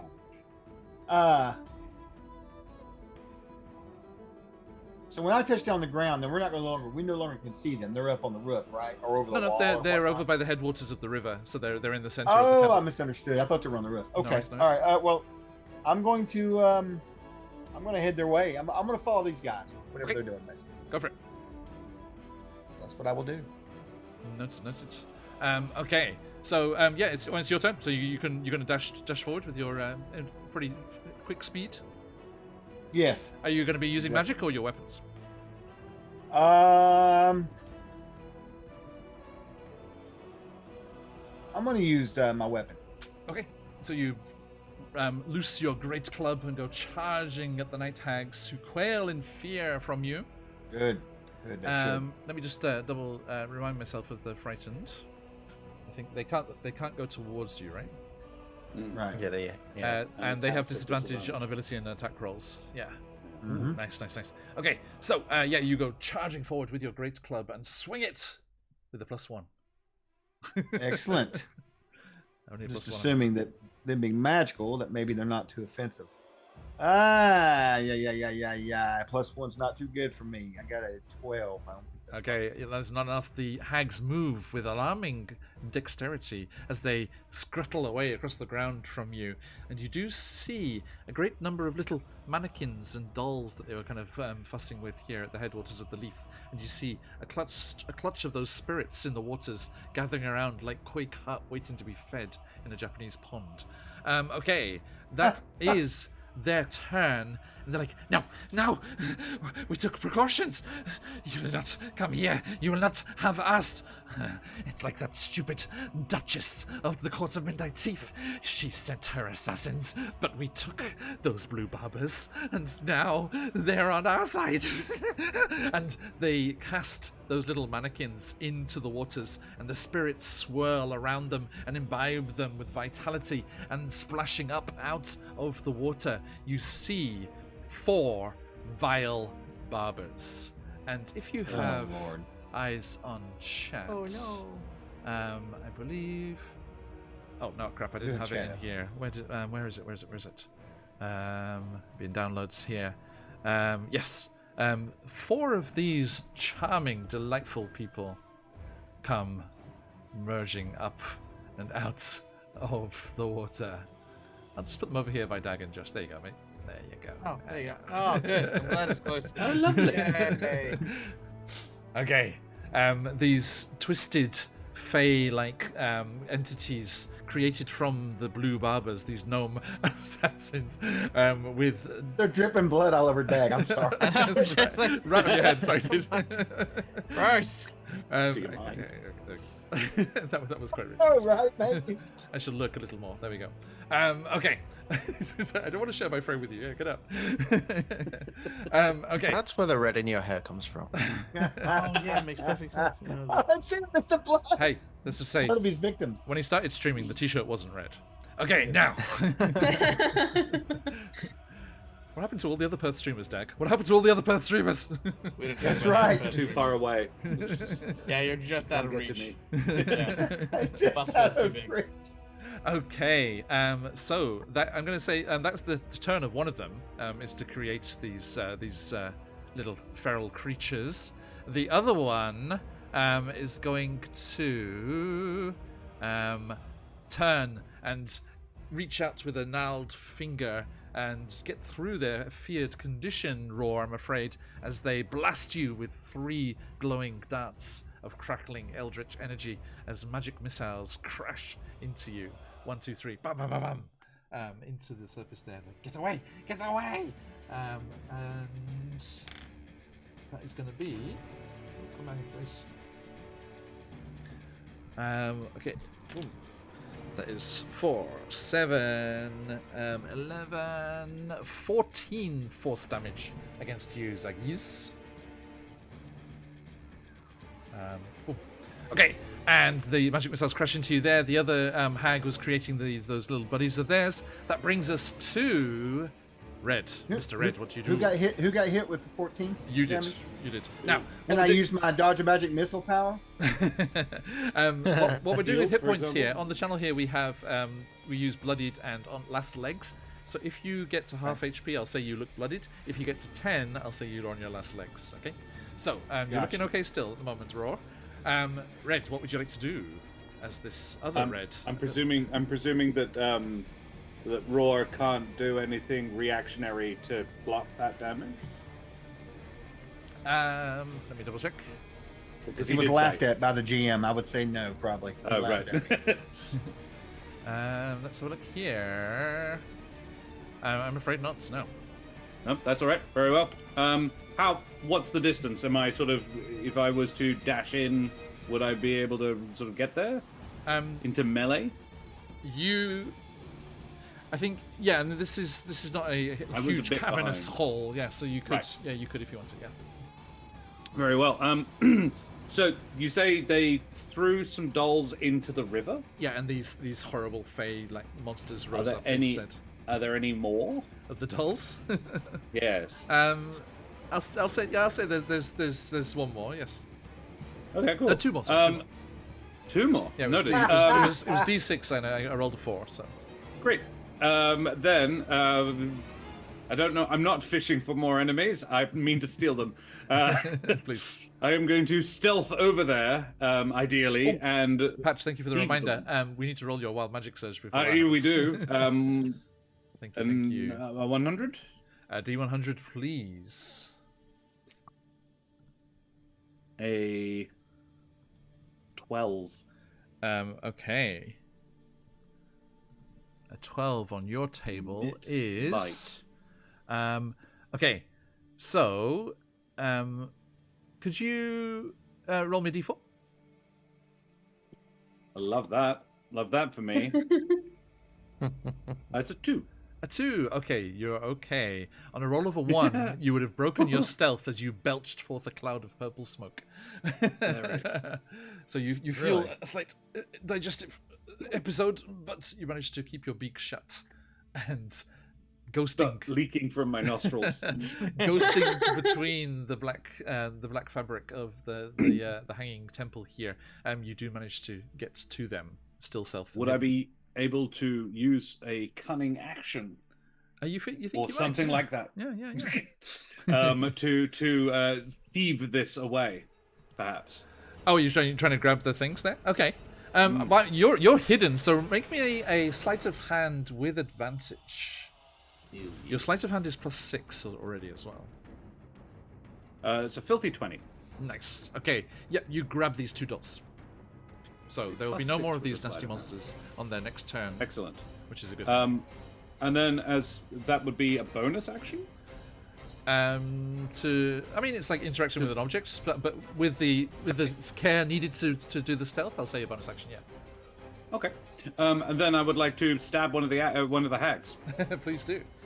With you have a +1 short sword. I do. I think, right? Yes. So roll with advantage at +7. Hell yeah. Actually, no, sorry, it would be a straight roll because you broke the stealth to grab the That's dolls. true. In which case, I will take the lower of the 2 I rolled, which is a 17 + 7. Nice. 24. Definitely hits. Or 19. It was like, "Arr." Right. So that is a d6 +4. Yes. +4 is 10. 10. Max. Nice. Okay. So let's do that damage there. Boom. That's it. Okay, and let me quickly do this as well. All right. So yeah, you cut into the night hag. She howls. No, there's more of them. More of them. That is not a very good representation of me. I'm a lot shorter than that. We did nothing. We did nothing. The next up is our tiefling friend, Jacques Pierre. All right. You are still in your lichen form. Okay. I am going to look over at this crazed-looking barber with dripping blood and razor blades, and kind of I see the others kind of have the things, have things with this, they've got the stuff covered. So I'm gonna try and take this dude out, and what I want to do is maybe see if potentially I could get really, really angry, like so angry that I might, potentially be able to use that anger and direct it, into this individual. Interesting. Okay, let's have a look here. You. Let's have a look here. Okay. You try and channel this energy that's inside you, and you feel the ability to kind of make a bit of a self-sacrifice to give yourself more damage. Cool. I'll do that. Yeah? I'll do that. You take a little smidge of necrotic damage. You take 4 necrotic damage, but you now roll an extra d6 lightning damage on all of your glaive attacks. Well, I'm then going to fly down and swinging around like in a vertical arc over my shoulder, over my wing. Yes. I'm going to do like this upward slash with this glaive as I sort of leap with my wings kind of flying forward towards it. My goal here is I want to deal damage to it, but if I do manage to, I want to kind of use my momentum and my weight to try and knock the creature back into the river of tormented souls as well. Nice. All right. I'm going to make my attack. Okay, yes, with your glaive, you're rolling at a +6. +6? That's not bad. Okay, that is a 21 in total. Amazing. Okay. Your damage is that extra d6 lightning plus a d10. So a d10, a d6, and +3. All right. Not bad. That is 14 points of damage. Were either of the dice a 1 or a 2? No. Ooh. Okay. You also have 2 attacks, you realize. Oh, let's give him a good old smackety smack again then, shall we? Okay, so what was remind me of the damage there? 14. 14, thank you. Yeah. I'm then going to change that upward hit into a two-handed vertical strike downwards. Nice. And I'm going to like leap into the air at the same time as I bring it downwards so that my full weight is behind the blow as I get the same thing as what before. So I Amazing. get a 21. Okay, absolutely, definitely hits again. So same deal. So a d10, d6 plus the 3. All right, so that is 15. 15. Okay, again, no 1s and 2s. Yep, Okay. that's it. 15 damage. This vile barber is on its last legs. Ooh. So Could I 10 or potentially? less. Do I feel like my adrenaline might be able to give me another attack if I push myself hard enough? I'm afraid not. No. Okay, very well. Dang it. Just double checking. Good here. No, I don't know what I am. I'm trying to figure it out. Oh, hang on. When you use the attack action to make, you feel if you were fully embracing your Lycan form and doing unarmed like claw attacks, maybe you could do that. Ooh. You're okay. Wow. There's certain predator instincts there. Okay, so that brings us to who's up next? The Eladrin, Bartholomew, and Capri-san. Yes. Would you like my D100 first? Certainly would. Yes. Sorry, Dag. Did we do yours? We didn't do yours. Oh yeah, no, he didn't.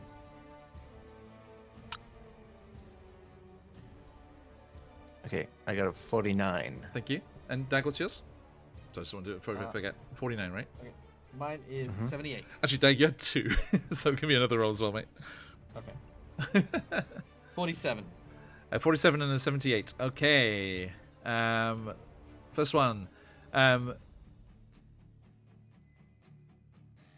Oh. Okay. Are you going up against this? You're focusing on this vile barber, right? I was, yes. Okay. You and a creature that you can see of your choice both take D10 necrotic damage repeatedly until one of you reaches 0 hit points. Bring it on!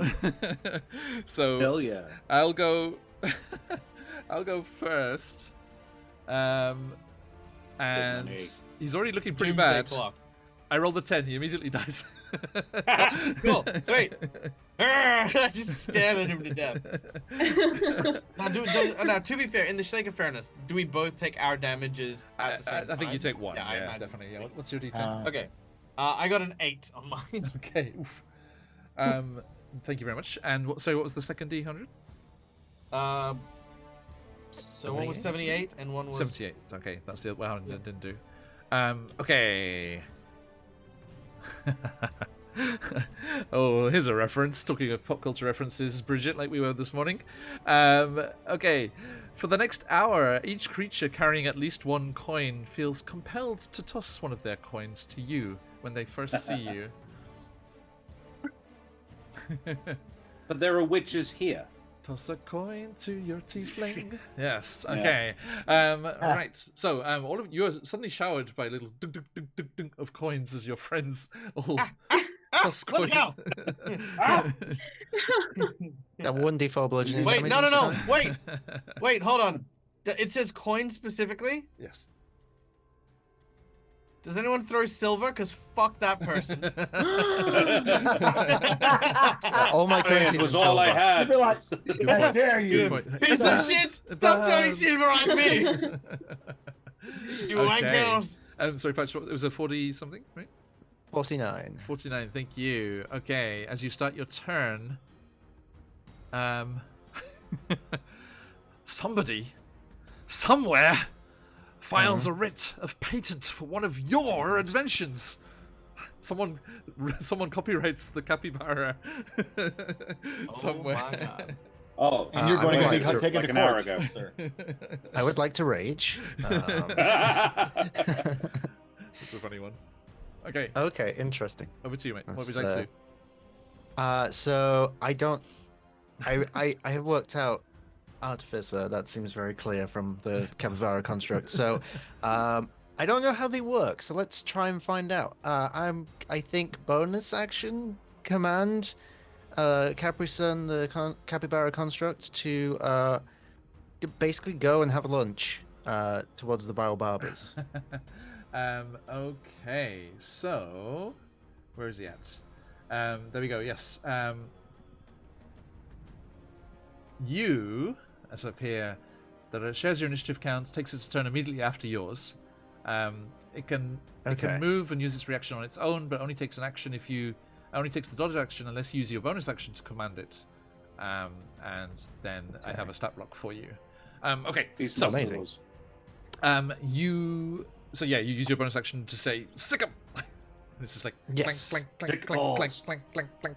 Okay, and we'll do that after your turn. So what would you like to do on your turn with your action? So I will. Most of my character sheet is still blank. You have branding smites Yeah. one more time, and you have one other do. spell that you could use.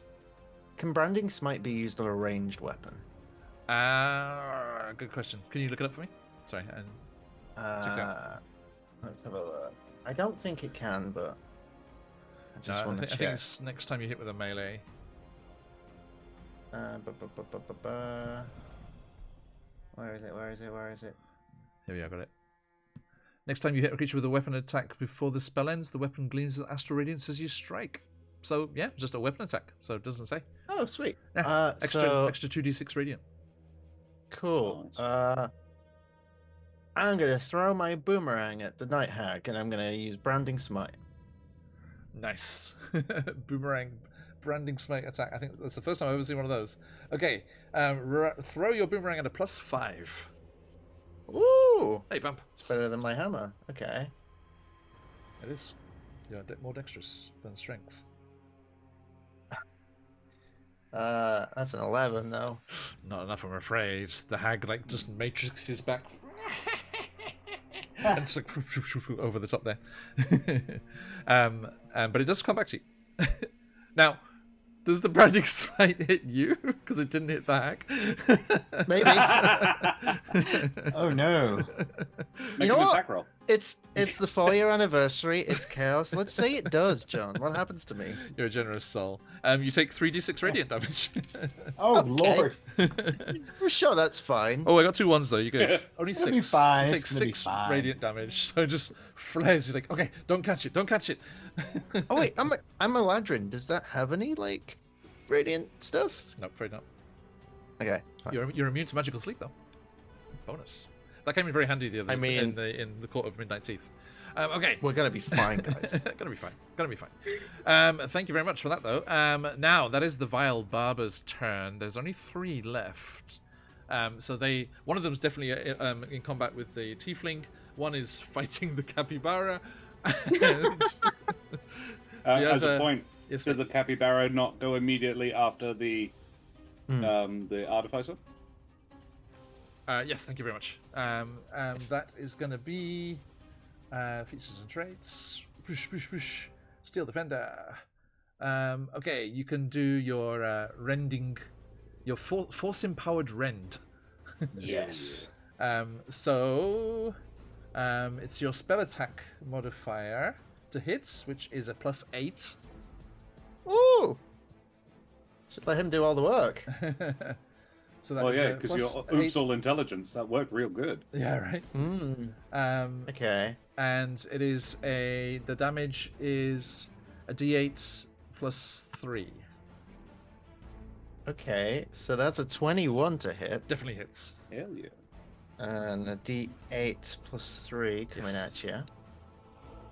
That's a 1, so 4. Okay, so yeah, it just goes charging towards the Vile Barber. Sets this force, just opens its jaw, clank, and hits it there. Okay, they spring into action. One against the Capybara, one against the Gallus, and one against the Tiefling. Yes, that's right, isn't it? Yeah. Okay, so they leap into attack with their vicious-looking straight razors. Actually, they have a special abilities on this first attack. They will use their frightening cut ability. It makes a straight razor attack. Let's see here. Okay, and does some extra damage. Oh, okay. Right. So we're gonna find out our ACs here. Mr. Red, your AC is 14, and I come in with a 2 on the dice, so only that misses. Luckily. No, I don't get to find out my wisdom. And then I said the other was against the Capybara, which is where is it going again? I keep losing it. Over here. Okay, there we go. What's the AC? 15. Okay, cut. That's a hit with a dirty 20. Oh. and it takes. Let's see, 5 plus. Oh, Snake Eyes on the d6. It only takes 7 damage. Hit points. Oh, that's what the hit points are there. Good. Okay, I got a little measure for that. 1, 2, 3, 4, 5, 6. Okay. Right. So yeah, the cuts across the capybara. The sparks fly as the metal on metal clashes there, and our tiefling friend here, your AC is 16. As the razor goes cutting through the air towards you, that is going to be a 12, so it misses. You leap out of the way, and your lichen-like reflexes whoosh, and that's their turn, which brings us to. Thank you for waiting, Fogel. Our Triton friend, Blue. Roll me 2 D100s, please. Oh wow. Okay. Roll. So 44 and 65. Okay, 44 and a 65.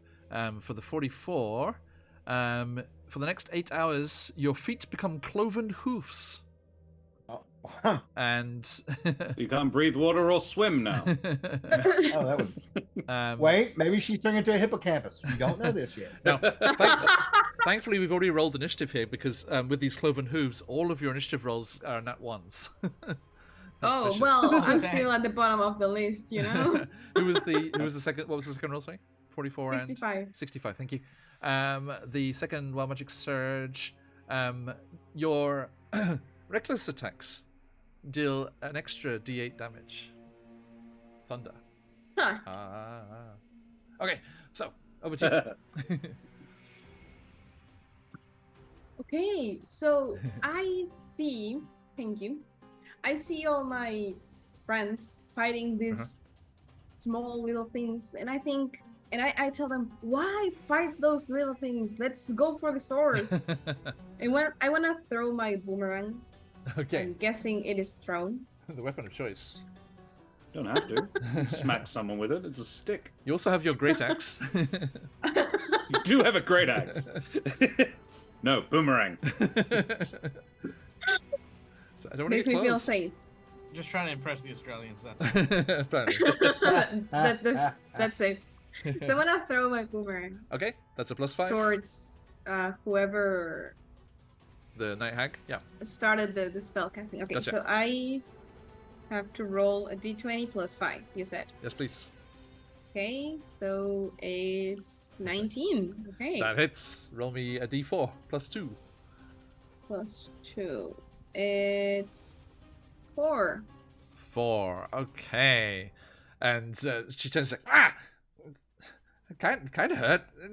Who brings a boomerang to a hag fight?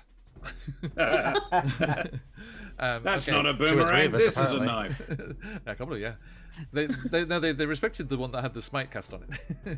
That made sense. Because it missed. Yes. They liked that one. That was a fun favorite.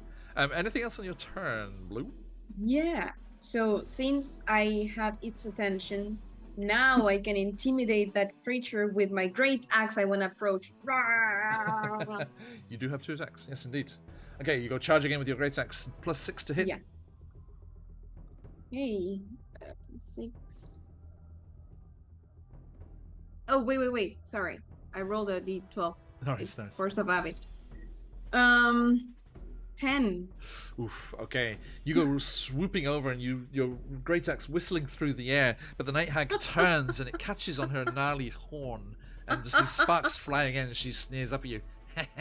Should have stuck to the boomerang, Blue. Wait, okay. you know my name? Oh, you know who I am. Right, that's true. Okay, and back to the top of the round. That books us at our Leonin friend Roar. What'd you do? I'm going to attack. I think I already swung at her once, right? You have all these various magics, or you have your great club. The great club wasn't Yeah. much. It was a bit of a hit or miss kind of. Well, I was going to ask you about something about that. Yeah, mate. So it's a +1 weapon, right? Did you get a +1 weapon? Yes, you did. Yeah. So it was a +2 to hit. That's what I thought. Just want to make sure that's what the plus is on it. Yes. Yes. And what was the AC of these guys? Do you remember what they were? I mean, it seems pretty high. Okay, that's all I need to know. That's fine. So I will switch to magics. Okay, so you're going with one of your offensive spells. Yes. So where they go? There we go. Okay, so you haven't. Oh, you cast Shatter once already, so you can cast Shatter again, or use one of your other spells. Offensively, I'm going to pop the bottle. I'm going to concentrate for something new. Okay. You have 7 more. So you have chat open yet? Could you? I have chat open. Yeah, in chat, could you roll !roll and space and then number 7?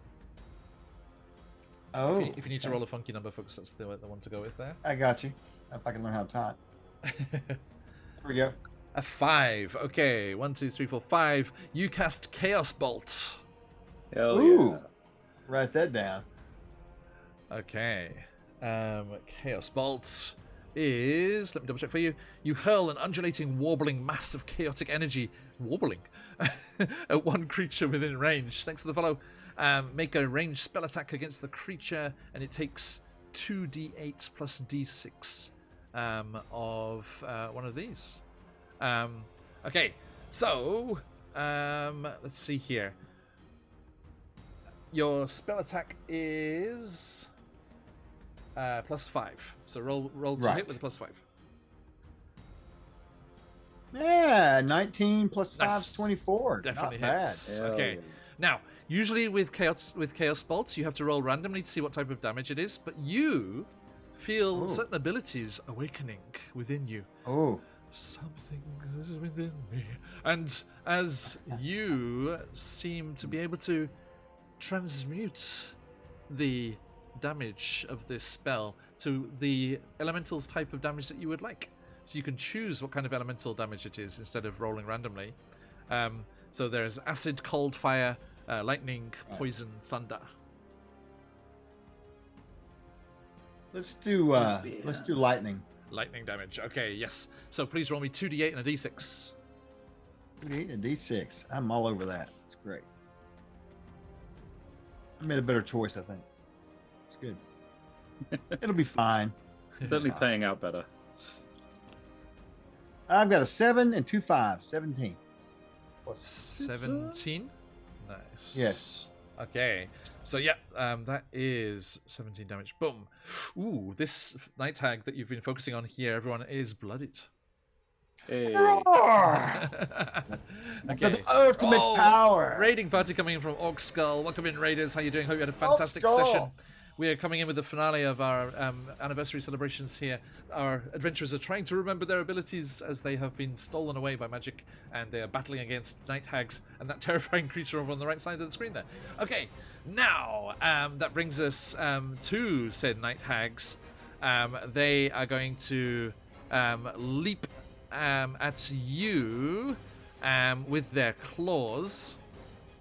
Let's have a see here. Okay. So, Roar, the Leonin, they're going for you first. With a natural 1, they miss. Roar!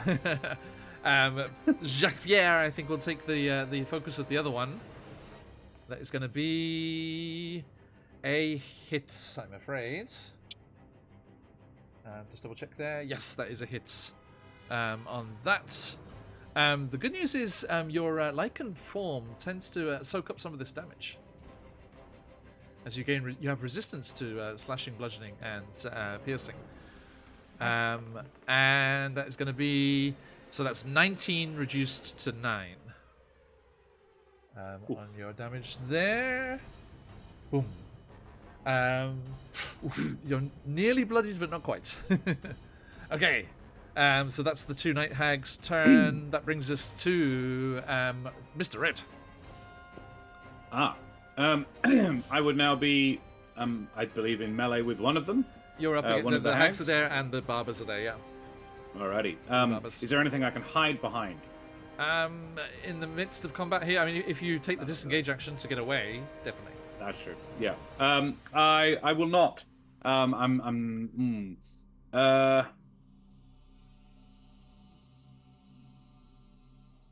No, I think I'm just gonna. I do have some bullshit, but all right, I will just attack first. Go for it. Yeah. I will. We will focus on the lady that we've been stabbing up good. Okay, so your +1 short sword. Yes. Okay, so roll a +7. It's a 21. Definitely hits. D6 +4. For 9 damage. But with roar up in the mix as well, then you have your allies nearby, so you get the sneak attack. So Marvelous. it's 46. That's what I was. That was what I was looking for. Yeah. That is a further 10, 11, further 11, so 20.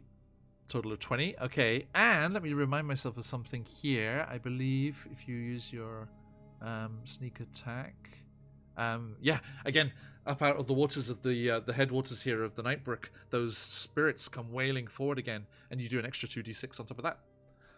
This was going to be my. I was going to say, would I be able to use my bonus action to, seeing as they've already demonstrated an affinity with me, to sort of try and ask them for help? But they're already doing it. Yes, indeed. For 8. 8, so 28 total. Yes. Okay, that hag looks very, very bad indeed. Okay, nice.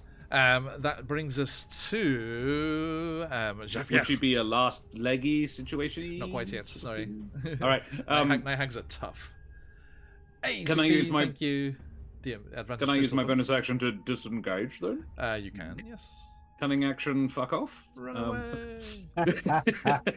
Thanks, Sir Robin. To chicken, not a Robin. Yeah. Okay.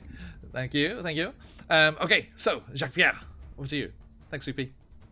All right, Jean-Pierre is Jacques-Pierre is. Yeah, I'm Jean-Pierre. Yeah, you're Jean-Pierre. So I'm going to. So the hag that scratched me, I'm going to look straight in the eye and go, "You guys, this is not scratch. This is le petit something French. I don't know. I tried. It's freaking 11 o'clock. I'm going to use my hind legs. Yeah. He's like, allow me to introduce you to. No, because that means something different in French. I know. I'm not going to do that, Josh. All right, I'm going to. A little bit. So I'm going to lift up my legs, keeping aloft with the wings, and I'm going to rake with both of my back talons, as I'm going to make an unarmed strike with my legs. Okay. So your unarmed strike with this lichen form is at a +6. Okay. Do I feel like I could do anything extra potentially? Because you're making this this lichen attack, you can make 3 if you use your bonus action as well. Ah, I see. Can I make 1 glaive and 2 unarmed strikes potentially? Yes. Yeah, because if it says if you do 1 unarmed strike, you get that. Hey, thanks for the follow. Sure, I will do that, and I'll also take the damage and give myself that electricity boost if I can. Absolutely. Let me get that for you. 4. Okay, you are now bloodied from that damage. That's fine. I'll take it. All right. Okay, so unarmed strike. Sorry, actually, I'll start with the glaive. Glaive hit first. Yep, the D6. With an 18 to hit. Just that hits. Yes, they're AC 17. Okay. Oof. Yeah, nice. Night hags are vicious. Yes. Okay, that is 18 points of damage from the Fantastic. glaive. With the various things added in. Yep. Nice. It is on its last legs. The unarmed claw is a natural 20. Hey, if you got to focus, let the phoenixes fly. Amazing. All right. And how much damage does my unarmed strike do? Your unarmed strike is a D6 +3. That is 7, 8, 9, 10 points of damage. I do like these jumbo emotes, these new jumbo emotes. It's great. Then it's 10 damage much? before 10 damage? 10 Okay. damage before the crit. Dag. I'm gonna be generous here and say in this enlarged like vicious lichen form, because I get to do something fun in a moment for me on my anniversary here. I would like you to spill that damage over onto the other sister of the ex-coven. So what's the total damage? Okay, so that is... It's what was the D6 roll? Okay, so the D6 roll was a 4. Okay, so the total damage will be 13. with our no shitty critty. It's max damage plus a roll. Okay, so that's 13 total. 5 is enough to take out the first one, so the other 8 will roll over onto the second hag, who is only a little bit injured so far. But they do seem desperate and panicked, and they might want to be bamfing away if they get back to their turn, but they're not their turn yet. Now, so I do have one more attack. Yes, please. So the way I'm gonna view this is like as I've taken the glaive and sort of stabbed it, lifted myself up, and then clawed it with one. I'm gonna use my wings to just sort of power forward into the second one. Nice. And as I do so, I'm gonna use my next talon, because bat legs, I imagine when you're doing the were form, has like kind of that curved knee hinge that you have on like quadrupeds. Yeah. I'm gonna extend that fully through the body of the hag in order to scratch the one on the other side of it. Oof. And try to like kind of just rip across its chest. Amazing. Okay. Roar. All right. Queen, slay. Well, I mean, we'll see. So that's 17 on the dice, which is 23 to hit. Definitely hits. All right, and with this claw, that D6 is plus 4. Three. Yes, with the extra D6 for lightning. Yes. So that's 9 points of damage. Nice. Okay, so yeah, just that amazing attack just cuts through the first night hag, and her soul goes shrieking off into the air above, in the high dome ceiling of the temple, and you continue through using your momentum and cuts deeply into that second night hag with that lightning crackling around you and lighting up the scene here. Sirenscape, have at it. Okay. And I'll definitely say something there. I'm really glad that I didn't say something witty and she died. I mean, that was very embarrassing for everyone involved, but I'm glad that she is now dead, so she doesn't have to remember me not coming up with something witty. True.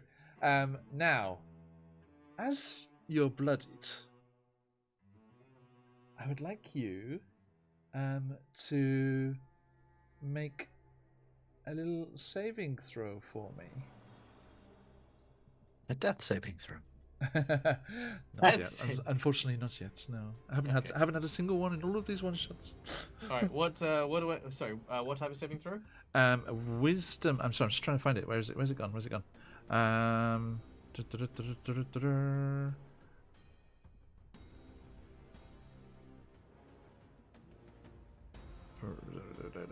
Okay. Yes, it's a wisdom saving throw. Yes.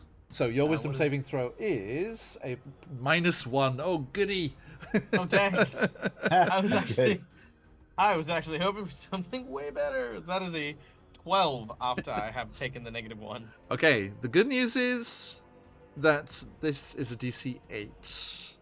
Oh, good. Oh. As you tear through these night hags, your eyes go red and you just see the blood everywhere spattering across the temple floor, and you feel a bloodlust starts to take over you, but it does not consume you this time. But we shall see. Roar. Okay. It's amazing. Okay, so that was you. That brings us to the Eladrin. Okay, And Capri-Sun, quick. more importantly. Yes, of course. the most important. Quick clarifying question: how much bigger than me is the hag, like physically? About similar. They're broader and short. They've got these big, like knotted, rolled, like gnarled shoulders. But height-wise, not particularly. Okay.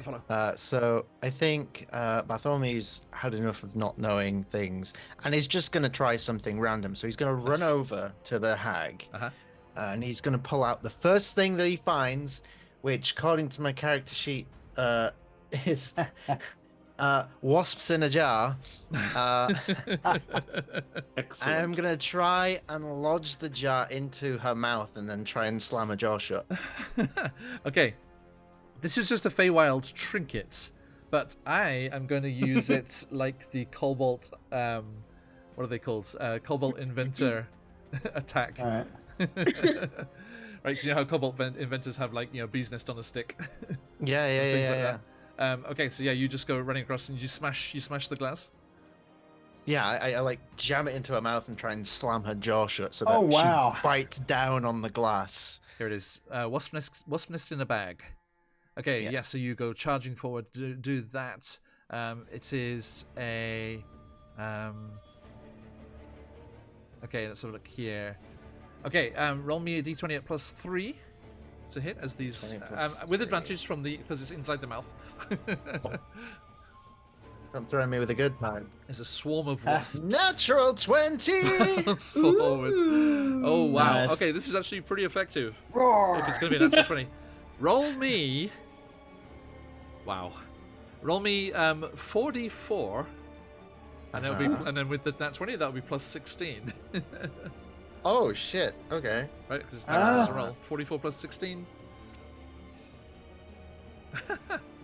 This is not what the Lady of Nightbrook was waking up to today. So, 12 plus 16, 28. 28 damage. Amazing. Wow. Bloodied. Wow. Bloodied by wasp nest in a jar. Yep. Oh yes, that's True. awesome. I think, Now did you learn your please. artificer arts from Cobalt? Sure, let's How did say you yeah. know? Roar! This whole week is inspired by Cobalt Press, so I guess the location and the lore is all Cobalt Press. So, although I'm looking forward to revealing something at the end, Chuck, which happened just by luck. So hold on for that. Okay. Anything else in your turn, Eladrin, if that is your real name? I don't know. I'm aware. I will reach into the weave and feel if there's any sort of bonus action capability there. I don't know. Where are we at? Here. Let's have a quick peruse. I mean, you feel you might be able to cast that branding smite again? Oh, you've used it twice already, haven't you? I've used it twice. Yeah, That was a bonus action. I can't branding smite the wasps. Unfortunately not. No, too late. That would have been fun if I could. It would be incredible, yeah. It is a Following weapon. wasps. Okay. Thank you. This hag literally spitting like chewing like a mouthful of wasps, and the vile barbers chortling and grinning maliciously at this predicament, and the death of the other night hag come skipping forward with their gleaming razors cutting through the air, schnick snack, as they go for our various friends here. First one comes at Jacques Pierre. Wait, does my capybara go? Oh, yeah, thank you. Roll me +8. A +8. Go Capri Sun. 23. Hits. Happy, my What's the- son. Oh, come on, sir. What was damage on that game? Was it D8? Yeah, can you note it down for me so I'm not searching it every time? Sorry. That's okay. Steel Defender. Boom. It is D8 +3. Yeah. Yeah, gotcha. 7 plus 3, 10. Nice. On the barber, yeah? Yes. Okay, 10 damage. Boom. Nicely done. Okay, so yeah, the capybara again, 4 strands into this foul fey creature, which grins maliciously as one just lunges towards Jacques Pierre. Does not recharge the frightening cut. But that is going to be only a 12, so that misses. The Lycan just like big claw whoosh, swoops around, cuts it out of the way. I think one is going to go for a blue over here. With that, see if their frightening cut does not recharge. Blue, that's a 17. That might do it. Yes, that does hit you, blue, I'm afraid. So just the slashing though. 6. Okay, let's have a look here. Okay, so yeah, that's 6 damage on you, blue. Taking you down a Damn bit it. more. Boosh. And the barber spins under your blade as you try and block this nasty razor cutting towards you, and you feel a tug as those 2 wood rings that were on your fingers, they just slipped off your fingers, and he spins away like holding them and like jeering at you as they are, if they hit you, they are able to steal an item from you. Oh, Vamp coming in with inspiration for Chuck. Thank you. That'll be... Which one? Hang on. This one. Yes. Okay, so Chuck, you can roll with advantage. You can elect to roll with advantage one time before you make the roll. which I also have. I forget, so I should roll my next vile barber with my crystal. Okay. Now, that one is going to be going for. Let's see. Mr. Red, did you you didn't disengage in the end? Did I you? did disengage as Oh, you a did. cunning action. That's right. Okay, but you haven't disappeared, right? I can't do both, so Right. I haven't. So yeah, I'm you invisible. disengage and move back into the those hanging cloths and dark fabrics and things, and you just see this fae stalking you through the fabric and coming after you here. And it spins around, and suddenly you're like moving. You're like it's like with the classic horror movies, like smash cuts between the two of you, just moving through the hanging fabric, and then suddenly you're face to face. It's like and goes for you with it with advantage. Very well. From my crystal, not from it didn't hide or anything. Yep, no, that's fair. That is a dirty 20. Does indeed hit. Does it get the frightening? No, it doesn't. Okay, that is going to be 8 slashing damage on the chook.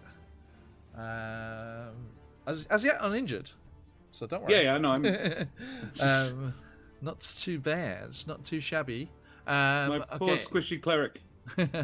but it does steal your pack of bull bearings. You. At least it didn't steal my 2 dolls. Silver Minus linings. 8, you say? That's right. I've noticed it. I'm marking it on your sheets, but you can keep track too if you want to play along at home. Okay, that's them. Boom, boom, boom, boom, boom. Next up is back to Blue. Blue. So I am a little bit sad with my or frustrated with my axe attempt. So I do have my boomerang back, right? Yes. I'm gonna try and use that. Okay. It was way more successful. Even though the plus is better for the axe, but go for it. The boomerang is blessed, clearly. +5 to hit. Are you going for one of the vile barbers or the hag? Hag. Go for it. Gee, it was a 1 plus Oof. 5. Okay. And I'm going to say that it doesn't come back on a natural 1, I'm afraid. You threw it so badly. No. Just like gets wrapped up in one of the hanging pieces of material. It's like just I'm hanging going to there, sadly. pretend that it was a distraction and it was all planned. Go for it. And I'll use again my great axe, try and see if Suppose I'll this give you a time it chance. works. Yeah, go for it. +6. It was +6, right? Yeah. 20 in total. Now, Hey. are you feel that you feel this rage building in you again at the loss of your boomerang? You feel that you could go reckless or perhaps even frenzied on these attacks? I'll do reckless. Okay, so you can roll with advantage. Nice. Okay, +6. The first one works. 20 in total. 20 total. Nice. Okay. And so yeah, roll the damage on that. It is a D12 +3. Ooh, nice. Finally. 15. Nice. So 15 damage on the Night Hag as the Great Axe cuts into her. Yeah. Oh, looking very bad. I don't think she's going to get to Bamf away. It's not going to get to her turn. Okay. Done. Anything else on your turn? No. I'll good? just stay prepared. Noted. Okay, and that brings us back to Roar, the Leonin. Roar! Does that? It's not she's actually not his down. name. He's just Well, doing- at this just point, I'm does. beginning to wonder if that's what it is. Actually, all along. He just roared at an inopportune moment before when we were deciding names. Yeah. So, what was my AC though? I didn't catch that. Your AC is 11. So All not very right, high. that Now, explains a lot right there. but I want to do something else. I want to retcon something. I missed. Sorry. I should have done this. As you cast that Chaos Bolt before, and hit the hag with that, winds kind of gusted up and swirled around you, and you flew back 10 feet, without provoking opportunity attacks. Oh. Oh my! Right in that way. Roger that. So we have a flying tiefling and a flying lion Yeah. and a flying chicken. All right. On Flying. it. So, all right. Well, I'm going to continue my spell attacks. Okay, go for another random. Yeah, another random. Fantastic. Sure. I D6, have please. 6. Get a 5. 5. 1, 2, 3, 4, 5. You cast Chromatic Orb. Ooh, fun. All right. Oh, yeah. Let me double check what that does. Chromatic Orb. Okay.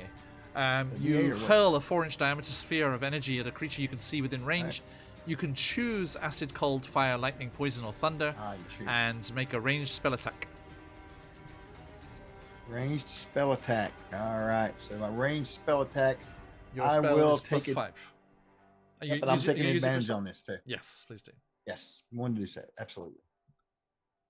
Yeah, you Oh, that was a good move. I rolled a 1. That's good. Ooh, and Oh, a 16. That Plus are you good? 21. This is against the hag. Yes. Yes, sir. Okay, it is 4d8 of your chosen Okay, damage. it's lightning damage too. Nice. Ooh, that's nasty. 48. Go Science Kid. That's a sweet. All right. Yeah, let's get this down here. Come on. Big numbers, big numbers. All right, Ralph bats at 8. Hang on, 6. hold your horses there. Don't tell me yet. I'm going to roll. I'm going to write. I'm going to do a Brennan Lee Mulligan and write the remaining hit points on a piece of paper here. What is this madness? So tell me the damage. Well, I'm not. So I'm not fixing the hit points here. I have the number. Oh, here. right on, right on. All right, so I've got an 8. 2 6s is So that's 20. 20. One more. 23 total. 23. Yeah. Oh, yes! With 22 hit points remaining. Sorry for the reverse camera run, so I can point in the right direction. You unleash the storm. The lightning goes crackling across the chromatic orb. Chorlo, check. Roar. Roar! Tell me Awesome. what happens. Describe this kill. Oh, you literally see her burn from within out. You see her skeleton for a few minutes flash as the flesh just burns off of her. Oof, yeah, Collapses on okay. the ground in it. Yes. Smoking okay. heap. And you can see she was preparing to cast their ability to step out and away into the ethereal plane to escape. But then you see that they were using some sort of focus to cast this magic, and they were preparing this ethereal step that they can do. And as you see them just electrocuted and fall, their gnarled fingers drop to the ground, and there's a tink, tink, tink as a distinct, faceted purple-like crystal. Falls The into one- my paw, right? The one you were looking for is right there. Aha! Can I snatch it up? Yes, you certainly can. Yeah. All right, I'll snatch it up, and I will praise the great god Van Whippen for giving me that advantage. I grab it up. Absolutely. Okay. And by the way, it was their turn next. So that was the Oh, last, my goodness. the last Excellent. chance. Clutch. Okay, so all of you, I think, as the hags are destroyed, those blue barber monsters reduce back down into dolls, the ones that haven't been defeated, and you all stand together here at the headwaters of the Nightbrook with the crystal in hand. Please, RP the moment. I will Well, that stand worked. up, the wind blowing through my mane, and go, roar! I'm standing underneath with like a sheet of paper, like wafting him. Movie set. Blue, you have Those one more weathered gust of wind. feathers. It's like, I'll It's true. yeah, She here does. you go. the giant werebat sort of rips the talon out of the body of like the other one that's Yes. that's on the ground, and will also kind of like echo that roar with like this like bat-like howl that just sort of comes Ooh. in the background. Yes. I cock-a-doodle We're like do. this, Not we're to like be this left monster superhero pack, Y- you know? I think you're muted there, Patch. I was muted, yes. I'm going to use my last casting of Levitate on Rar again. Okay, so Full you, Super Saiyan. yeah, you're all doing this Yeah. like just like howling with the Lycan here as the Leonin just like floats up their own wind magic and levitate from the artificer, rising up. There's a little clanging of clapping hoofs of the capybara, and you bring this mysterious great club of yours to bear and smash it into the crystal. It explodes as 4 others have this week, and a swirling, sparkling purple light escapes from its interior, forming up into the ethereal form of the Knight of the Queen of Knights and Magic, one of her honor guard, the last of her honor guard to escape the clutches of the ladies of Nightbrook. They are destroyed. What will become of this court now that it is abandoned? And the queen has her honor guard returned to her as the knight pounds a gauntleted fist on his chest, and the ethereal form vanishes off towards the queen's court.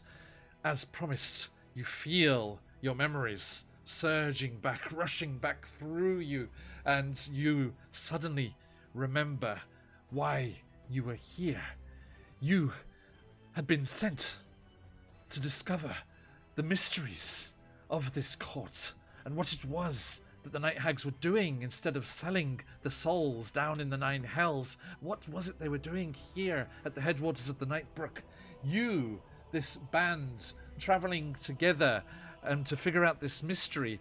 Our Triton friend here, one of the instigators of this expedition, as they are a mystic, researching many of these ways and spending their times poring through libraries when they are not raging.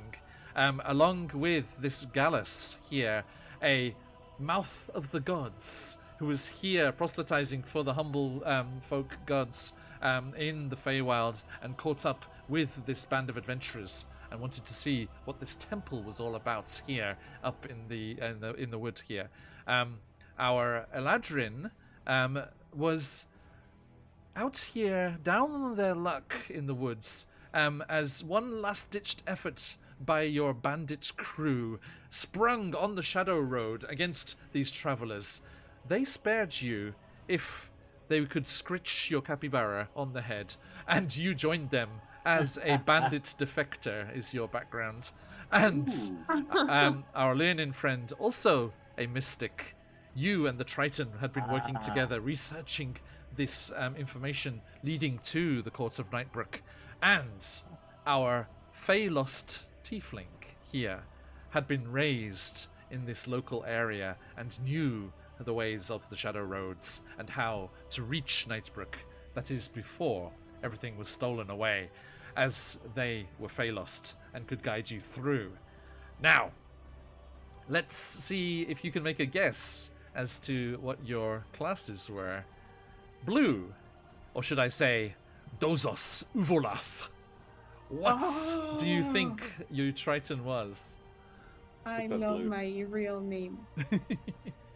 So, as someone that hasn't played D&D for like 4 years, Fair. the only thing that I can... No, I'm not sure. Because I have some spells, and I have an axe, and a javelin. I'm gonna say the only thing that comes to my head, that's a monk. You think? Well, no, because the rage and things there was the clue. So you were a barbarian, and you were a berserker. Barbarians have spells? No, that was from your No, but Triton Tritons heritage. do. Yeah, because they were all duh. controlling air and water. That's his sneaky way there. Yeah, they were just from your personal from your heritage there. You were a berserker barbarian, which is why you could frenzy as well. Nice. Which means you could do an extra attack but get exhaustion if it came to it. Okay, how about our Gallus friend over there, Mr. Red? Or was I a should I say Dieter? Dieter? I like that. Yes. I'm really glad I didn't choose my initial instinct, which was I say I could be a. Oh, Lord have mercy. I say boy. I may be just a country rogue. Yes. What kind of rogue? I believe rogue. None of the ones I'm familiar with is the thing. I don't think I was a thief or an assassin. I definitely wasn't an arcane trickster or an inquisitive. So yeah, I was trying to narrow it down, but I had no clue. Yeah.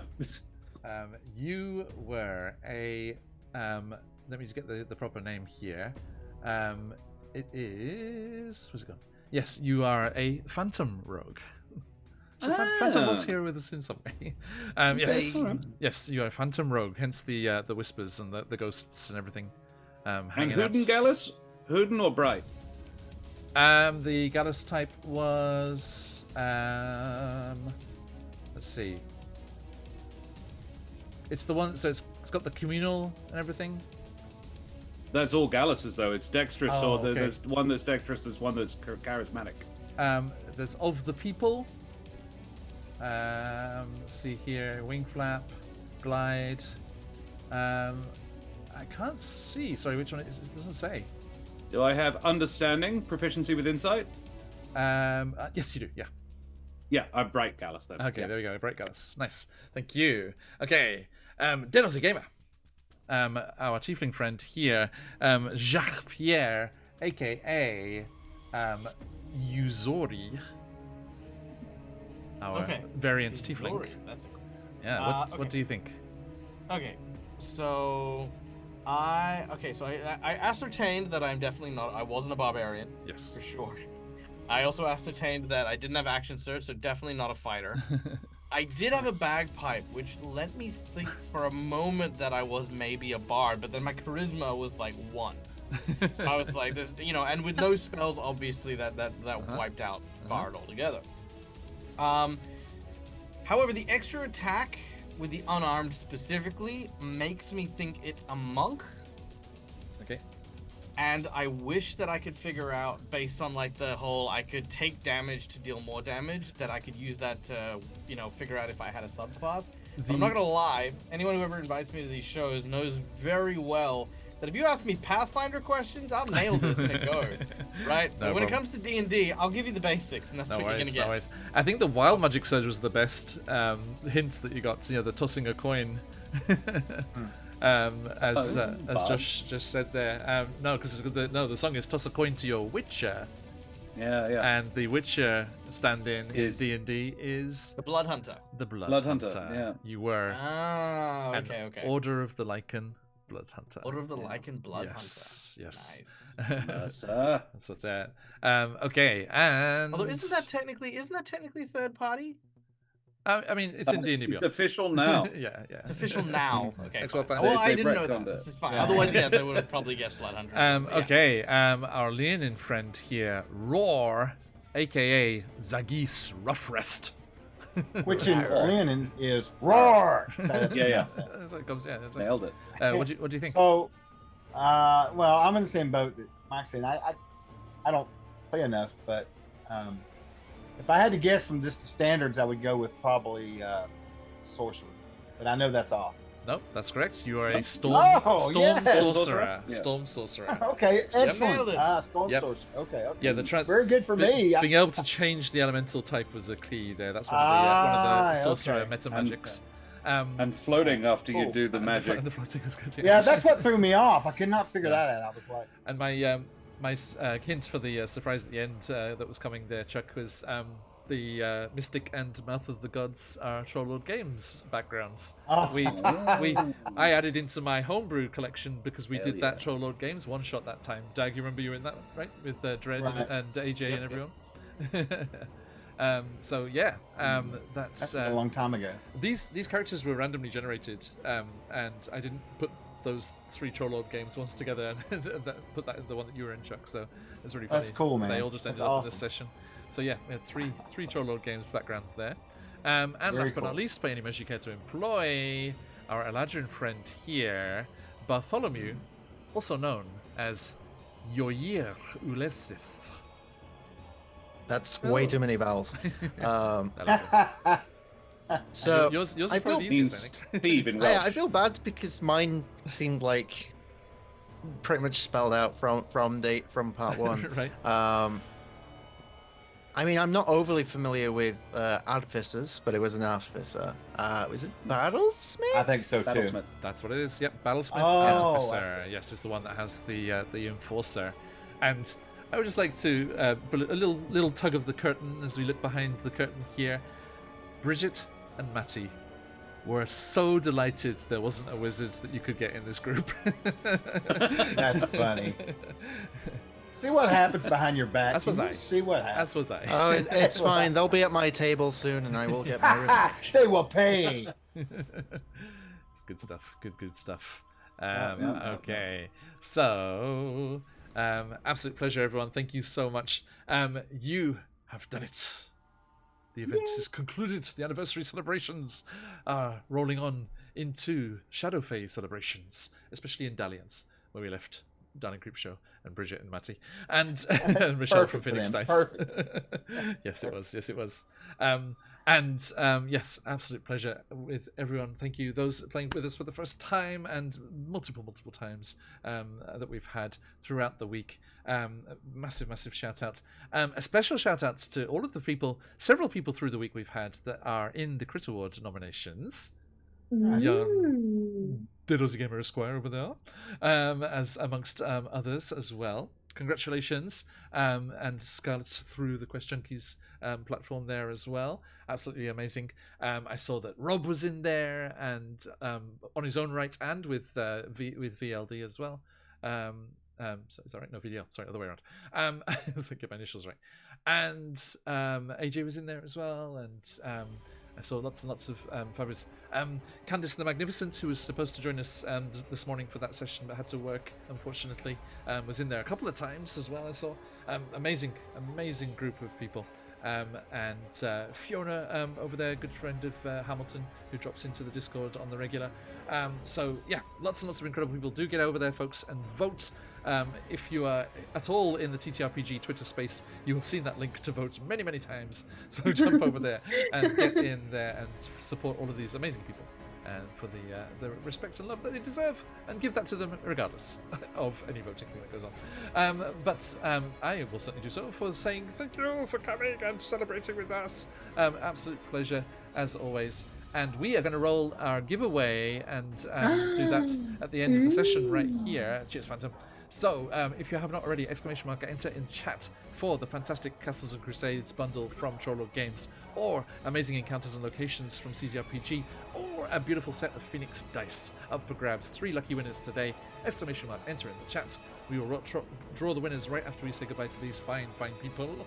So, I've gone that way, I've gone that way. I haven't started with Dax, so it's like you're right in the middle either way, Dax. So let's go back the other way.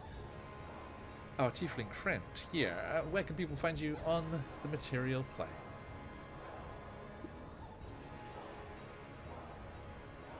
So, what did you, Dax? Sorry, that was unmuted. All right, g'day guys, my name's Michael. I'm the Dead Aussie Gamer. You can find me over on my place at twitch.tv/DeadAussieGamer, where I do mostly Pathfinder at the moment, running with a bunch of amazingly talented individuals who have deemed to give me their time of day. Yeah, I stream pretty much almost every day. You can also find me as a regular cast member over on Careful Cantrip, which is my home away from home, where I play Keelan Windchaser, basically a barbarian horse person whose dream it is to become the world's best fantasy delivery man. So there you go, UPS for fantasy adventures. Yay. Fantastic, thank you. Yes, and Josh the Pirate. Ahoy, mateys! I'll be Josh the Pirate.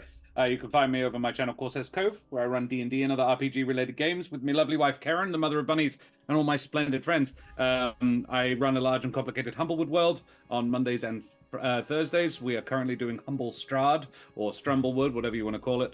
That one's kind of fun. We have our own man-bat over there. And on Wednesday, this coming week, I will be running Jason Statham's Great Vacation. We're going to try again because the internet didn't like it last time. That was jolly good fun. And on Fridays at the moment, I'm over on the Law Ride playing Vaesen, a Nordic horror game, which is also bloody excellent. Yeah. Nice. Fantastic. Our Leonin friend here on the material plane. Yes. I'm Chuck Cumbo. I'm the community director for Troller Games. We make games. We're making next for Kickstarter right now. Probably need to mention, even though John's been so nice about supporting us with advertisement. But we're redoing our main game. Basic Adventures is due to come out anytime now.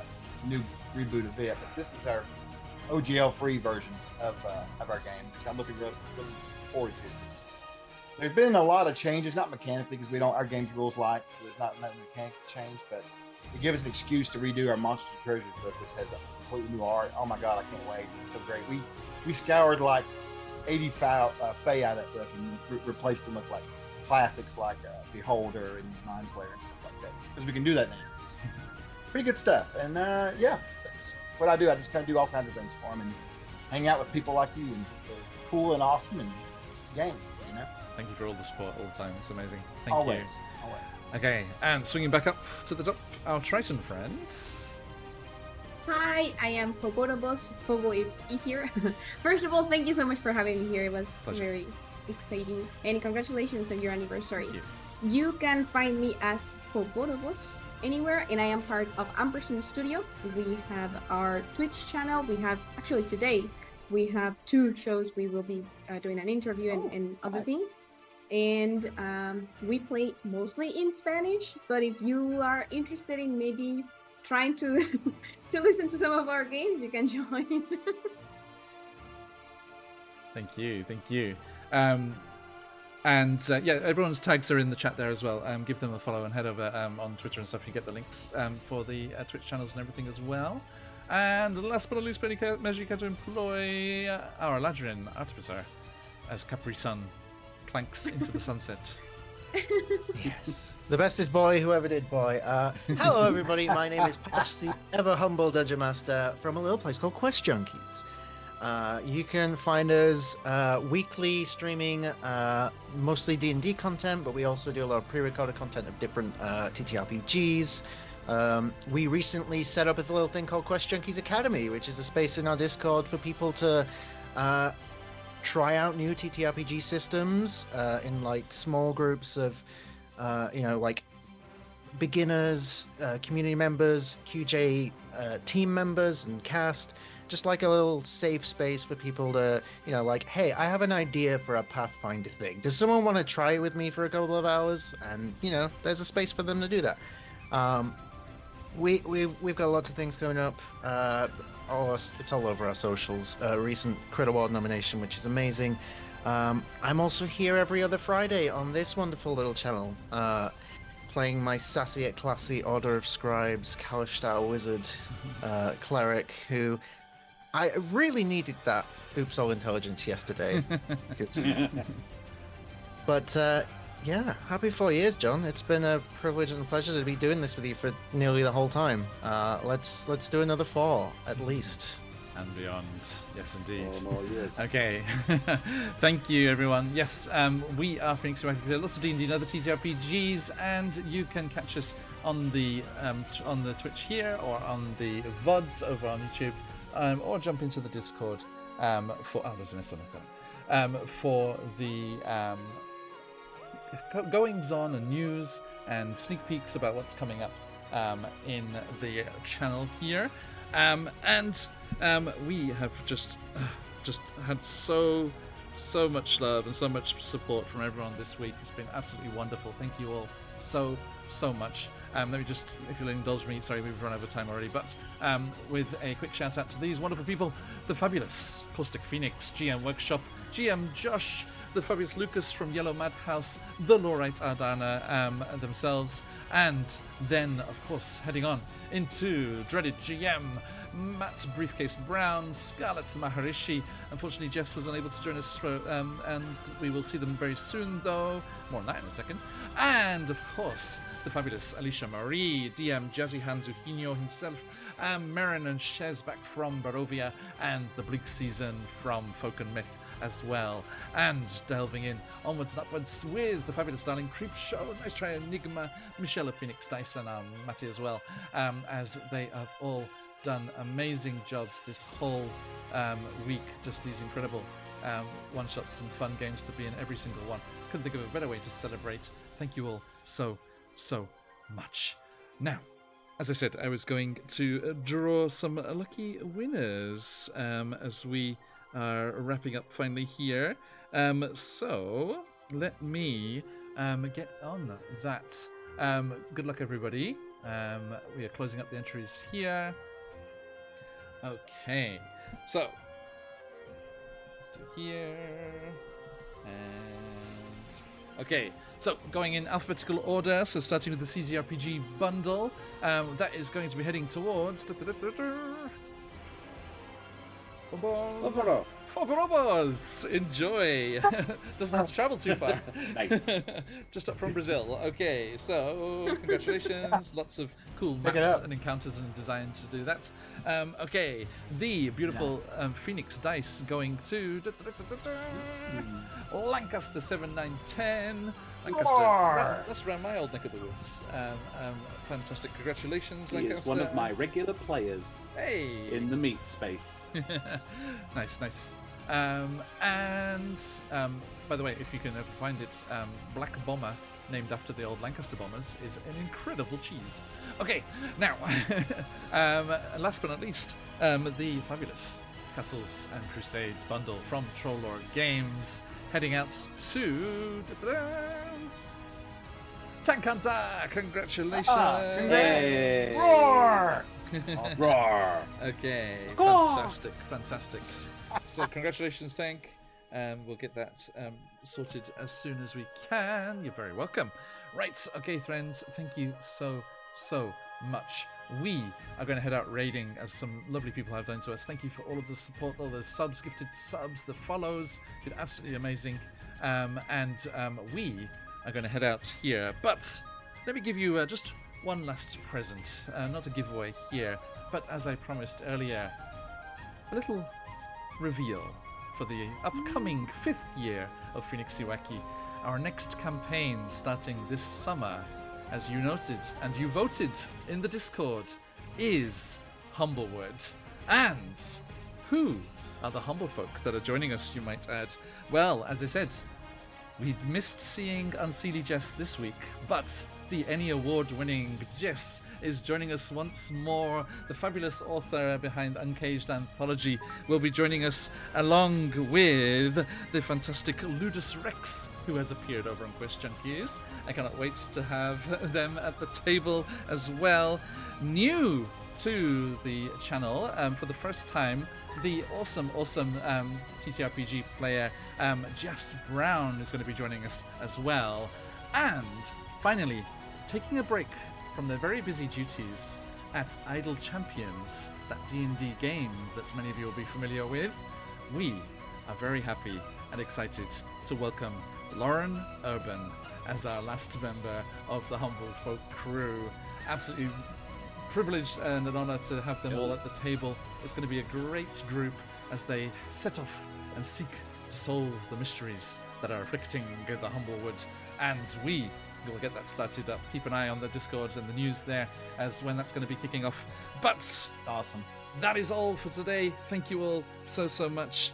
And as Sirenscape fades out, we shall leave you there. Thank you, everybody. Stick around for the raid if you've got them. There's Phoenixes flying. Until next time, as you say around these parts, Oyasumi Nasai. Bye! Hey, Thank you, John. Oyasumi. Thank you, everybody.